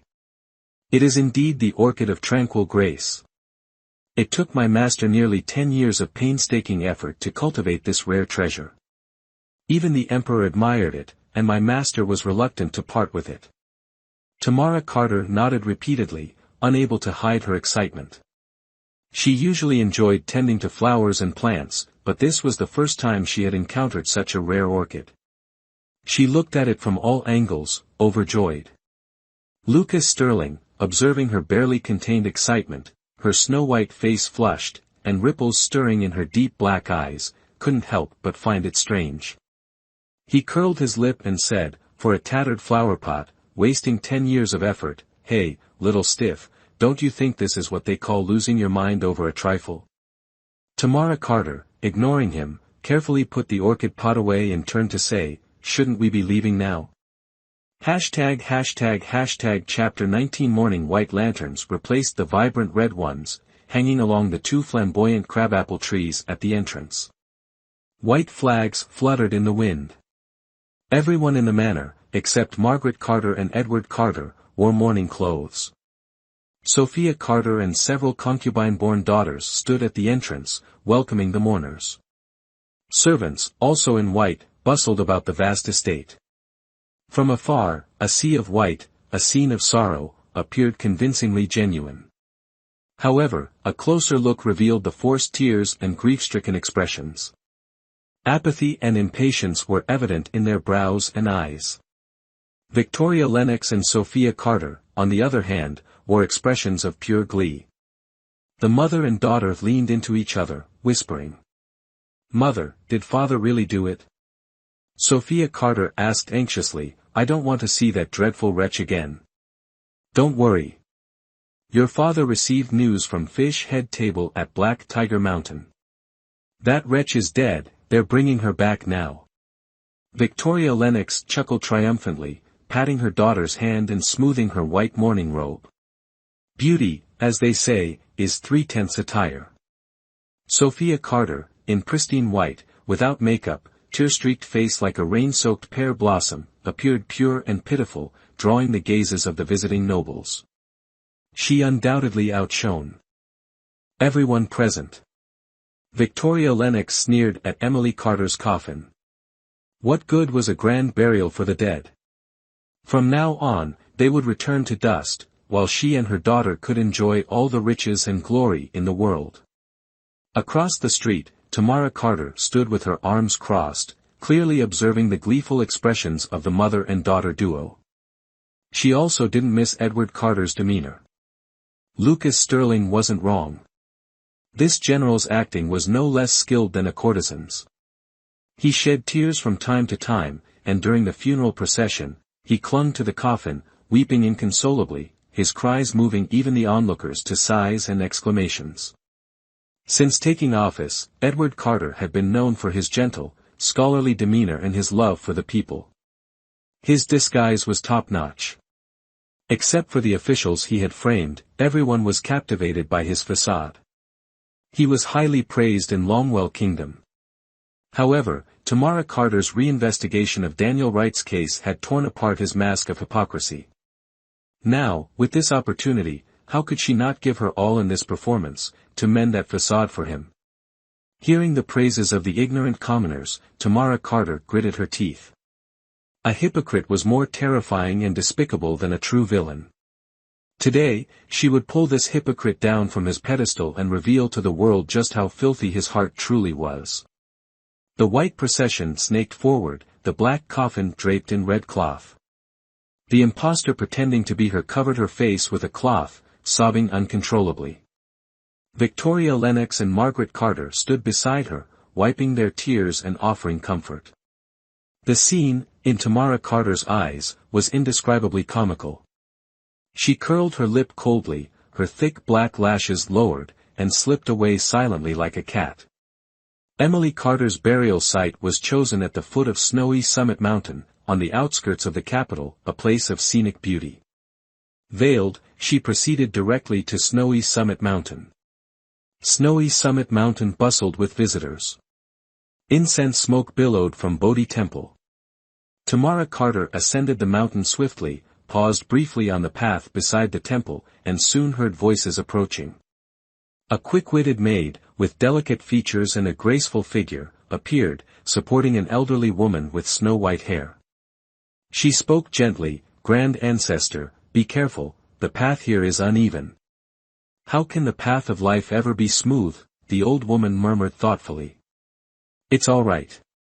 With a tranquil mind, one's steps naturally find level ground. As they approached, Tamara Carter swiftly removed her outer garment, revealing blood-stained clothing beneath. The white robe was the same one she wore during the previous night's ambush. Stained with blood and dirt, torn and tattered, she further disheveled her hair, sprinkled it with dust and debris, and lay concealed in the undergrowth, awaiting their passage. Her appearance naturally attracted attention. Several temple visitors were startled. The timid quickened their pace, while the bolder ones paused to observe. Tamara Carter remained seemingly oblivious, her gaze fixed coldly on the foot of the mountain. The faint strains of funeral music drifted up from below. In the distance, a white procession slowly moved towards the mountain's base. She listened silently, seemingly immersed in her own grief, the others mere insignificant figures. A gentle yet surprised voice reached her ear. "Ah, aren't you, the Carter estate's eldest daughter who brought the case against imperial concubine Sterling?" Tamara Carter turned, meeting the speaker's clear, calm, dark eyes. She blinked, silent, then turned away, her grip tightening unconsciously on the scalpel in her hand. "Are you Tamara Carter?" an elderly voice inquired, tinged with authority. Tamara Carter turned again, tears welling in her eyes. She nodded, choking back a sob. "How does Madam know Tamara?" "Madam," the maid chuckled softly. "You are truly blind. This is our grand ancestor, the Dowager Empress of Longwell Kingdom." "Dowager Empress?" Tamara Carter stared blankly, her expression vacant. The maid scoffed and tugged at her sleeve. "You must kneel before the Dowager Empress." Tamara Carter knelt numbly. This subject's eyes were blind. "I beg the Dowager Empress's forgiveness." "Rise," the Dowager Empress said, glancing at her. "What's the matter with this child? Why is she in such a state? I recall her sharp tongue when she brought her lawsuit." Tamara Carter opened her mouth but remained silent, her gaze fixed on the foot of the mountain. The Dowager Empress followed her gaze and gasped. "Isn't today your mother's burial? Why are you hiding here instead of attending her final journey?" Tamara Carter offered a bitter smile but no reply. The maid coughed softly and stammered. "The Dowager Empress asked you a question. Why don't you answer?" "I don't know how to answer." Tamara Carter's face was numb. "Last night, I was inexplicably pursued, and the assassin claimed to be hired by my father. I dare not believe it, but I also dare not return to the estate, so I could only hide here, secretly watching my mother's coffin. Such a thing happened." The Empress Dowager's pupils contracted, a long dormant string in her heart was suddenly plucked. She took a deep breath and looked down the mountain again. At this time, the funeral procession had stopped at the foot of the mountain. From this angle, she could clearly see everyone's actions below. "I don't understand." The Empress Dowager pointed to the woman in white who was weeping over the coffin at the foot of the mountain and said, "If you are missing, who is that person?" Tamara Carter gave a miserable laugh without replying. "What is this general playing at?" The palace maid whispered beside her, "Ancestor, look, what are they chanting? Filial daughter Tamara Carter. Don't they know that the person in front of them is not Tamara Carter?" The Empress Dowager snorted coldly. "They are probably pretending not to know, right? Xiao Guo, since we're free, come down the mountain with me and see how this general will continue to perform in the next act." Lin Guo hesitated for a moment and said hesitantly, "Ancestor, we came out to enjoy the mountains and rivers. This funeral is an unlucky event. Chapter 20. I've already been half buried, why should I still avoid such things?" The Empress Dowager pulled Tamara Carter's sleeve, her voice firm. "Young Carter, follow me. If you have truly been wronged, I will help you seek justice." Tamara Carter knelt down and kowtowed. "I thank the Empress Dowager." The three slowly descended. When they reached the foot of the mountain, all the rituals were completed, and the coffin was lifted and placed into the large pit. At this moment, a white figure suddenly rushed out, letting out a mournful cry. and crashed straight into the dark coffin. Everyone gasped in unison, but it was too late. The coffin was made of high-quality sandalwood, the wood was hard and firm, comparable to metal and stone. How could anyone survive such a collision? The white figure slowly collapsed to the ground, her head and face covered in blood, staining her snow-white mourning clothes red, a horrifying sight. Tamara! Edward Carter cried out miserably, rushing forward and holding the white figure in his arms, crying and wailing, looking extremely pained. The others also rushed forward, the scene a chaotic mess. And in this chaotic white mess, no one noticed that the body that had just been fatally struck had been switched with another, pre-prepared body. Edward Carter held the body and wept bitterly. Some officials who came to offer condolences began to praise the act of filial piety to the point of sacrificing oneself for one's mother, wanting to submit a memorial to the court, requesting the title of unparalleled filial daughter for Tamara Carter, and to erect an exquisite and beautiful stele for the filial daughter.